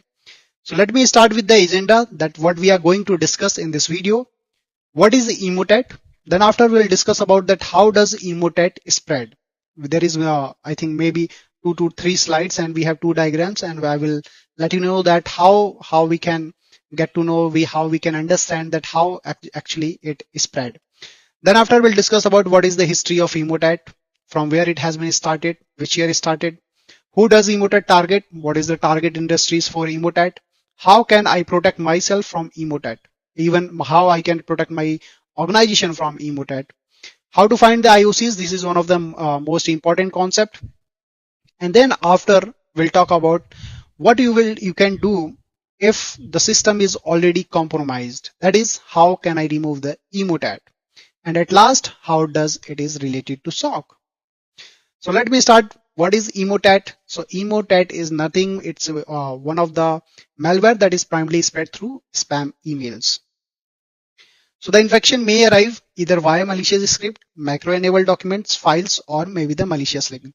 Now here you might be thinking that what is that malspam, right? Okay, let me take the highlighter first. So you might be thinking about the malspam. So what is malspam? So it's nothing but a malicious spam. It is unsolicited email. Unsolicited email means unwanted email that seeks to deliver a malicious payload either through a Microsoft Office attachment or by tricking the user into clicking a link in the email, right? And the second thing is that what is that macro? So the macro is nothing but a program, or you can say the code, or you can say the predefined task, which is already coded, which is already given the set of instruction in that file, and the email will come with an attachment. So whenever you will see the emote that campaign happens, they will send one of that email, and in that email there will be one of the attachment, and that attachment contains one of the doc file. So the doc file may be it mainly contains one of the maybe Excel file, it might be the doc file, it might be the PDF file. So here this is just a demo that how actually it looks like, you know. And this is the payment remittance advice. If you read about this, your statement is attached, please remit payment at your earliest convenience. And here if you can see here, there is one of the document is already has been attached here, right? So this is one of the way just to know about these things. Once you will click on it, it will open and it will ask you to click on that enable button. For that we will talk about in the next slide. We'll talk about in this that how does emotet spread. So don't worry about that. So how does it actually spread? So primary contribution method for emotet is through mail spam, and we already talked about mail spam, right? It's nothing but a malicious spam. Emoted ransack. Now, what is the meaning of the ransack? Ransack means rob, or you can say loot, right? So emotet will loot your contact list and sends itself to your friends, family, co-workers, and client. So what is the reason why the hacker is robbing your contact? So it's very simple. Once the hacker hijacked your email account, the recipient feels safe because the email is going to be sent on your behalf. So definitely the recipient is going to be feel safe, and they are more inclined to click bad URLs and download the infected files. So basically it's just a social engineering, what we can say. Okay, so here, if you remember, we were talking about this one, right? So this is the email which directly comes to you. And once you will click on this document, if you can see here, there is a document. Once you will click on it, what you will see? You will see like this one. And if you can see here, there is enable content, right? So once you will click on this enable content, the macro, the predefined task, whatever the code is already written, that is going to be execute with the help of PowerShell, and that will download the malware. That is the emotet. So whatever I have just told in the previous slide, each and everything is written here. You can just make a note of this, or you can read it, because once the malware will be downloaded, it will steal the credentials, or maybe the personal data, maybe the personal information, right? This is the one of the most slide. With the help of this slide, you can easily understand that how actually the emotet is spreading, that how emotet is working. So initially you got one of the spam emails, right? And there was a attachment documents. Definitely you have just opened it and you have clicked on it, right? So once you clicked on it, the doc contains macro to launch PowerShell, right? So macro is enabled, and once the macro enabled, it launches the PowerShell, and PowerShell downloaded the emotet because there was already the predefined task, and there is already a payload, there is already a URL which is directly downloaded the emotet. Once the emotet downloaded, it directly communicate the CNC server. Now, what is that CNC server? So let's see. This is the fifth point. If you can say emotet connects to CNC server, sends machines data, whatever the machines data there is, they will send to the CNC server. So CNC is nothing but a command and control, right? So let's say computer control. It is one of the thing that computer controlled by an attacker to send commands to system compromised by malwares and receive stolen data from you can say the target network. And the sixth one, if you can see here, the emotet, he is trying to download, once he is connected to that CNC, now he is trying to download that he is trying to download the trick bot. Now, what is the trick bot, or you can say the QK bot? It is one of the banking trojan that can steal the credential, or you can say the personal data. So basically, the whole malware name is emotet, but the main thing is working here is that trick bot, right? This trick bot is actually working here. Okay, in this diagram, we will understand in the four phases. The first one is infection, then establish persistence, then instruction phase, and the last part is network propagation, in which we'll know that how they can easily get all the credentials from our organization, or you can say from my system, the victim system, you can say. So let me start with the first one. Infection, we already have discussed. So you got one of the email, you just click open it, and you just click on that. Malicious macros downloaded the emotet malware here. Now here you already entered in the network, right? Now for that, there is second point is establish persistence. Now what is the meaning of that persistence? So once malware gains access to a system, it looks to be there for a long time, right? Definitely. So emotet creates registry auto start keys and injects itself into a running process. After that, what is happening? The third phase, that is the instruction phase.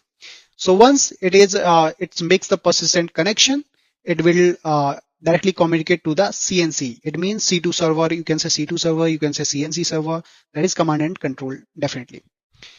So from here, data is going to be transferred, data is going to be downloaded, data is going to be received by the CNC server, right? And then in the fourth part, network propagation. That one is very important to know you, because there is some tools. If you can see web browser pass view, netpass.exe, Outlook scrapper. So how actually it work? So let's say you are a attacker and you have communicated to the CNC server, and now you have to network propagation. You are the phase of network propagation. Then how you can take the Outlook password of any you can say compromised system, right? How you can take the network passwords. So here the first one is NetPass. Now what is that NetPass? So NetPass is nothing but a network password recovery tool, and it is capable of recovering locally stored passwords. This one, right? For network computers especially. Now, second one, we have the web browser pass view. What it can do, it can reveal the password stored by the web browser. It might be your Google Chrome, it might be your Edge, it might be your Opera, or maybe the Microsoft. So whatever the things there will be, the web browser pass view can reveal the password, whatever the password you have already stored there. Outlook scraper. Now, what is the role of that Outlook scraper? So it generally scrapes names and email address from victims' Outlook account. And here you can see the credential enumeration, right? So it can also directly go in the server and can use and can enumerate the credentials. Here you can see the mail pass view, right? It's nothing but a password to recover the Outlook password. So you can also recover the Outlook password. So after recovering all those things, you can directly send to that CNC server. So this is what with the help of that Emotet, attacker can do these kind of stuffs. What is the history of Emotet? So it was first identified in the year 2014, and firstly, in the first version, Emotet was designed to steal bank accounts only. So now till 2022, the Emotet is one of the challenge for the organization, maybe especially for the small scale, because they don't have that much security, and they have also lacking of knowledge regarding their cyber security. So as of now, the current version of Emotet can also download the other malware and then can infect the other machines too. They can also use the networking. So let's say your system is compromised and you are connected in the same network with other 10 computers. Then those 10 computers is definitely is going to be compromised.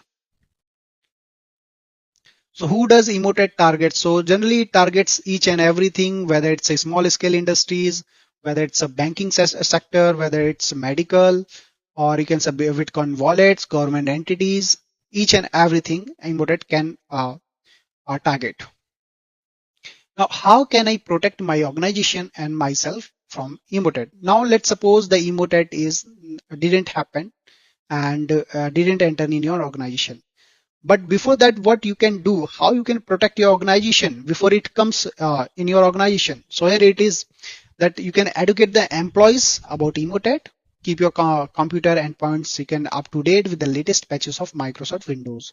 And secondly, don't download suspicious attachments or click a shady looking link.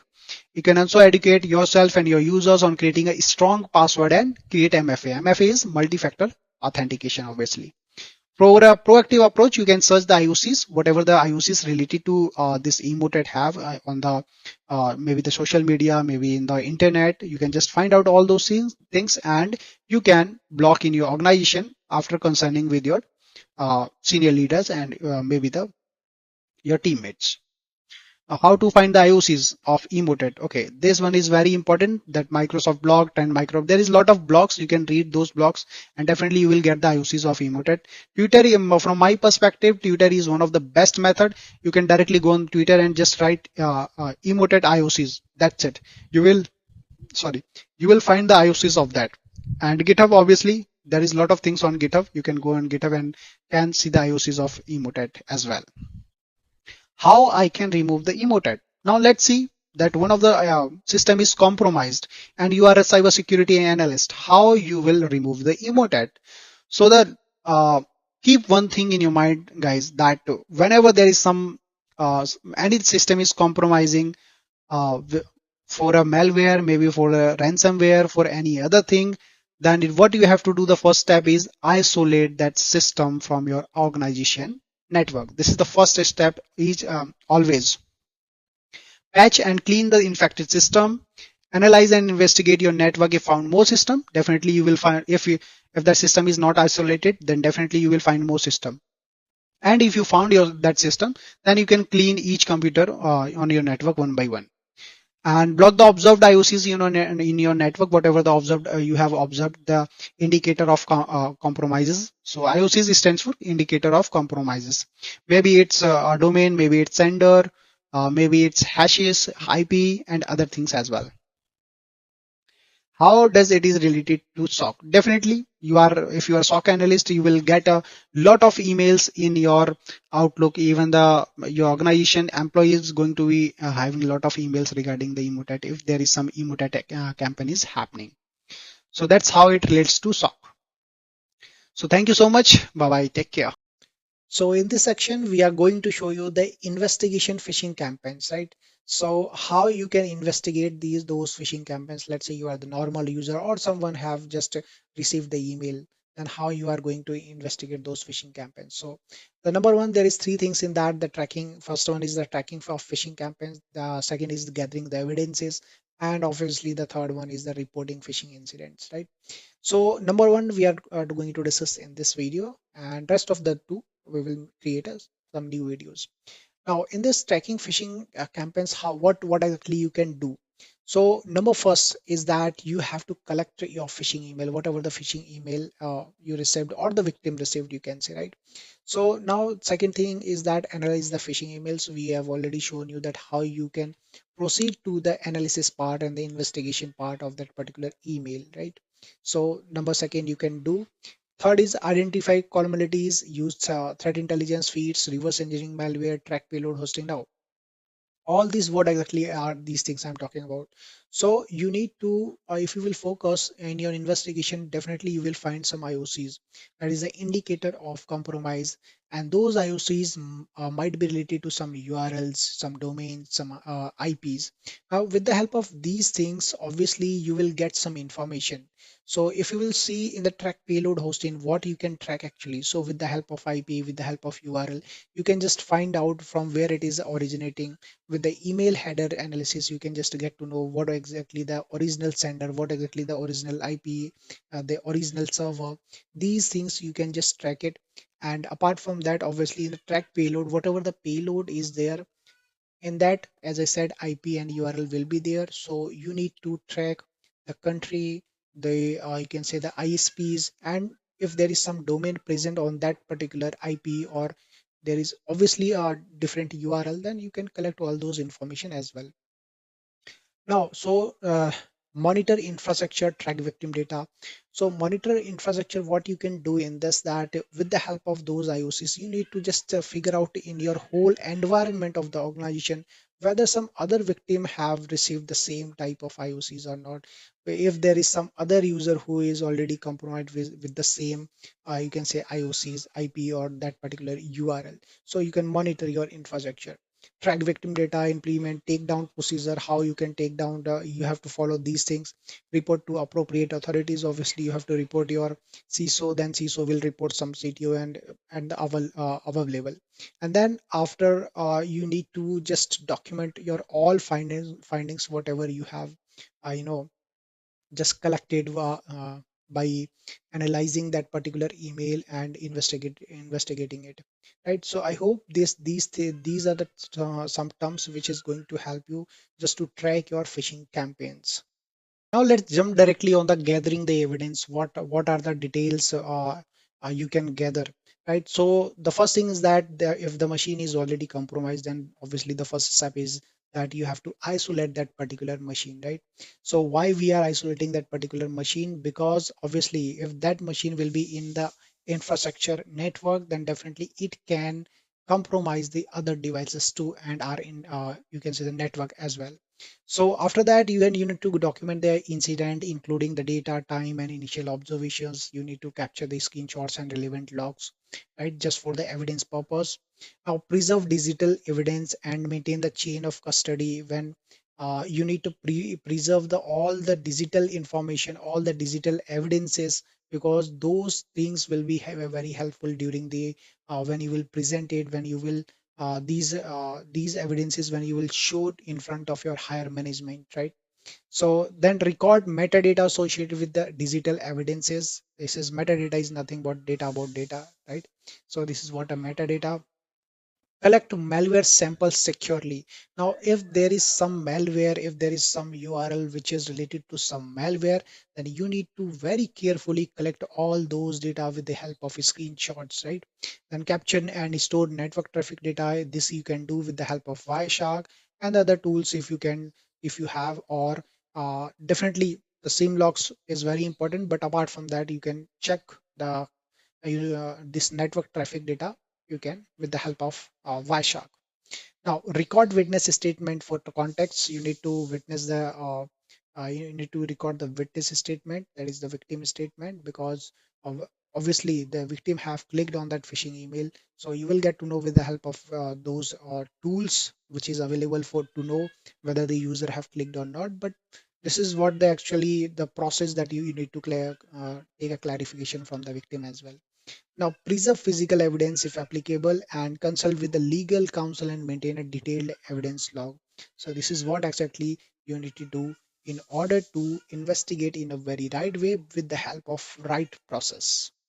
Now let's move to the reporting phishing incident. So let's suppose that that phishing incident already happened and that has been the data has been compromised. So how you can report those incident to your CERT team and other things. So number one is that you need to report the phishing incident internally to your organization's IT or cybersecurity team. Then second is you need to avoid clicking or downloading any kind of attachment from that suspicious email, and collect information about the phishing incident, including sender details, message content, and timestamps. Then what you need to do, use built-in reporting tools in your email client or web mail service to report phishing email. You have to notify your colleagues who may have received the same email, right? So this will just raise the awareness, you can say directly. Forward these phishing email in an attachment. Don't just directly forward this. Always share these type of emails in an attachment. Now you need to report the incident to law enforcement if it involves financial fraud or illegal activities, right? So before that, obviously you are going to report it to the CERT team if there is something data has been breached or something financial fraud happens, right? So file a complaint with the government agencies responsible for handling cyber crimes. Share the information about the incident with threat intelligence sharing communities and industry specific groups so that they those guys can be aware and they can stop those IOCs in their organization. Now use the incident as an opportunity to educate your people, educate your all the employees so that they can get a awareness on that particular phishing email, and that will indirectly it is going to help the organization. Okay, guys, so in this section, we will be talking about the phishing defense and phishing prevention. That how you can defense it, how you can prevent it. This is very important one because every day there will be thousands of emails you will receive. Maybe if you are a very small organization, then definitely at least you will be receiving 50 to 30, 30 to 50. That is something, uh, specific number of phishing emails definitely your employees is going to receive. Now, what you can do to prevent it, just to take that defense mechanism, how you can follow all those things. So, number one is the user education is very important because it will happen many times. If I tell you one of the story that there are some person, if the message is quarantine, then also they will go in that quarantine message. They will just take it again in their inbox and they will click on that particular URL. So that's a very funny story. You might laugh on that particular things, but this is what actually I can say the human is the very weakest in the terms of security. So we need to educate them. So the user education is that's why it is in the first priority. Advanced email filtering, use robust email filters to block phishing emails before they reach the user inboxes. For example, if there is some attachment, you can just use the filters, right? Some bad file, if there is some bad file, you can use filters on the email filtering so that it can stop there and it will not shoot on the inbox. Now multi-factor authentication, you can use verify sender authenticity, URL inspection, I already told you that how you need to do. Secure websites, ensure site C is using SSL and TLS, although this is the latest version, at least 1.2 of TLS, right? Now, regular software updates, this is very mandatory. Incident response plan should be in place. Email authentication protocols like SPM, DKIM, DMARC. And I already told you that what exactly the SPF, DKIM, DMARC, and why it is not much necessary for the organization and for their domains. Now, and the last one is the regular security audit, for example, ISMS, for example, PIMS, and different kind of ISO certified certifications audits, right? So that's it in this phishing defense and prevention. Apart from that, there is a lot of steps. You can just go on Google and you can just consult with the security team. You will find a lot of things in that. All right, guys. So now we are on the last topic, and that is the heart of this course, I can say. Now, this course is totally depend on this SOPs, and whenever you will be having some, one of the phishing email investigation and this document, you can correlate these one whether you are on the right track or not, because this document is a step by step of process that how you can analyze the phishing email and how you can investigate it. Even the header analysis, everything this document contains. So that's why this is the heart of this course, that is a phishing email investigation SOP.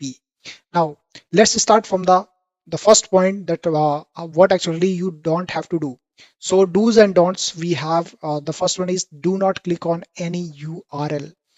Image with payload in the email body. Do not click on any attachment. This is the very generally you can say steps which I have written here. Now, be conscious about opening attachments, even from the trusted senders. Don't click on any verify your account or login links in any email. Do not revert back to the email. Do not submit your infra email ID users on that particular URL, or you can say the attachment during the investigation. So this is the very general one, specific one. You have to follow it, right? And now the investigation steps. Number one, email may contain URL attachments such as PDF, all these things, right? Now, for everything, we have provided this guideline. For IP repetition, you can follow these types of tools. URL analysis, you can just check out these tools. Redirection checker, you can check out these things. Domain lookup, similarly header analyzer, and the sandbox as well. So this is a complete setup of all the threat intelligence tools for phishing email investigation. And that's why this document is very important, because along with containing the step, it is also showing you the number of tools which you can use while doing the investigation or analysis. So if you're performing the analysis, definitely you might have the some PDF, different type of documents, like in the Excel, PDF on an attachment, or might be the URL. Now, the number second is that open the email, check the sender domain repetition. It might be possible that sender domain look like legitimate. For example, at the rate microsoft.com, right? Now, for a once a while, I was also thinking that it's a Microsoft, but it is not Microsoft. If you will check the spelling, microsoft.com, right? So this grammarly mistake you have to check on the sender domain. Now, header analysis, this is the first option. How you have to do, you need to go to file. Everything is step by step. So if you're a fresher, even fresher, you can go through this document and while investigation. So you will correlate these document with your investigation, and you can get to know whether you are on right track or not. So now header analysis, go to file, click on properties, internet in the headers, and there is a click on properties to know the headers. Once you will click on it, here is your header. You can just copy and paste, and uh, you can check all these things: authentication check, return path, envelope sender, received from, original path, everything whatever I have mentioned, what I have already told in this course. You can go through these things and you can get to know whether it is spoofed or not as well, right? So it might happen that email is spoofed. This is the same step which I have just now told you. So this is the fourth step. Now URL analysis. Now you have done the header analysis. Now this time comes for the URL analysis. Copy the URL, make sure that you don't click on it, paste the URL in notepad. If there is any of your organization user email ID, then you can replace it. So make sure that if there is some user's name of your organization, replace that email ID to some fake one. Let's say test.hello@gmail.com. Now you need to perform the analysis on that particular URL in order to know whether it's spam, legitimate, or malicious. Then attachment analysis is very important. As I said, I already have shown you the advanced analysis with the help of SIFT, the advanced analysis of Emotet, ICD-ID malware, and different kind of, even the ransomware one I have shown you. So you can check out these attachment analysis. If URL found, then repeat the process of URL analysis. If not, proceed with step 3. Similarly, you have to follow number 3, 4, and 5 until and unless you get to know whether that particular attachment is safe, legit, or malicious. Now, mitigation. Uh, m- for the mitigation perspective, you need to check first that whether are there some other users who also have the same, who receive the same email, or whether they have clicked on it. So you need to check it out in the during your investigation whether these things has been done or not. Right now, those who have actually clicked on it, you need to just reset their password and you need to check the IOCs of that particular phishing email if it is present in your network. Right, if it is, then you have to isolate that machine. If system is compromised, check whether the malicious email is forwarded from compromised machine. Now, what exactly this case is? This case is business email compromise, right? Because internally I can send to anybody. The hacker will be access of that particular business email, and they can send to their colleagues, and their colleagues will be believe, yeah, it's coming from the legit one, so they will click it. This is what called business email compromise. So this is what we have mentioned. This is what we are talking about here in fifth and sixth step. Now, what you need to do with the IOCs, that is the indicator of compromise. So you have to block the sender ID if it is malicious, block the URL, block the IOCs such as hash IPs. If there is some user agent, you can make a rule for that as well. Now, once you have completed all the steps, now the notification to the user. What you can do, you have to send a notification to that particular user that what actually was your investigation in a very short summary and what is actually the required action for that particular user, right? So these things you can send to the user. Now there are three categories: spam emails, legitimate emails, and malicious emails as well. So there are a number of different categories as well, but this is a general one. If you want to add some other, you are most welcome to add in this document as well. And you can, the same document actually you can follow in your organization as well. I do not have any problem in that.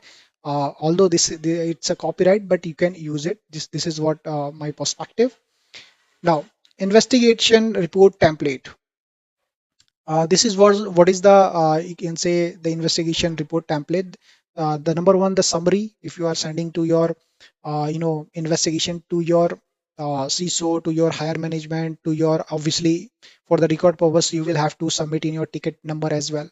So you need to check out what exactly that threat category is, whether it is credential harvesting or malware phishing. Sender domain, subject, malicious URL, redirect or URL, clickers, number of users who actually have clicked on that particular email, number of users, how much users who received that particular email. Now, email, whether it is spoofed or not, yes or no, right? So you need to write here, and investigation references. What were the different investigation references you have followed? So this is why I said, guys, if you will see from the top to bottom, this is what actually the whole this email course, you can say, comes under this SOP. So this is why I told you ki this is a heart of this course, and I believe this document will also help you the same way my analysis, my investigation, and my teaching this course. I'm teaching this course so that it is going to help you, right? So with that, I'm just ending this course, and I will meet you in some another courses, for example, certified ethical hacking course, or it might be SOC analyst, how to become a SOC analyst course. All these kind of courses will meet you uh, uh, before just closing, you can go for ultimate way to analyze phishing email if you not remembered. And the bug bounty course, which I already have published, you can go on YouTube and check out this course, as well as cyber security interview course as well, which is free. All these three courses are free, so you can go through those things.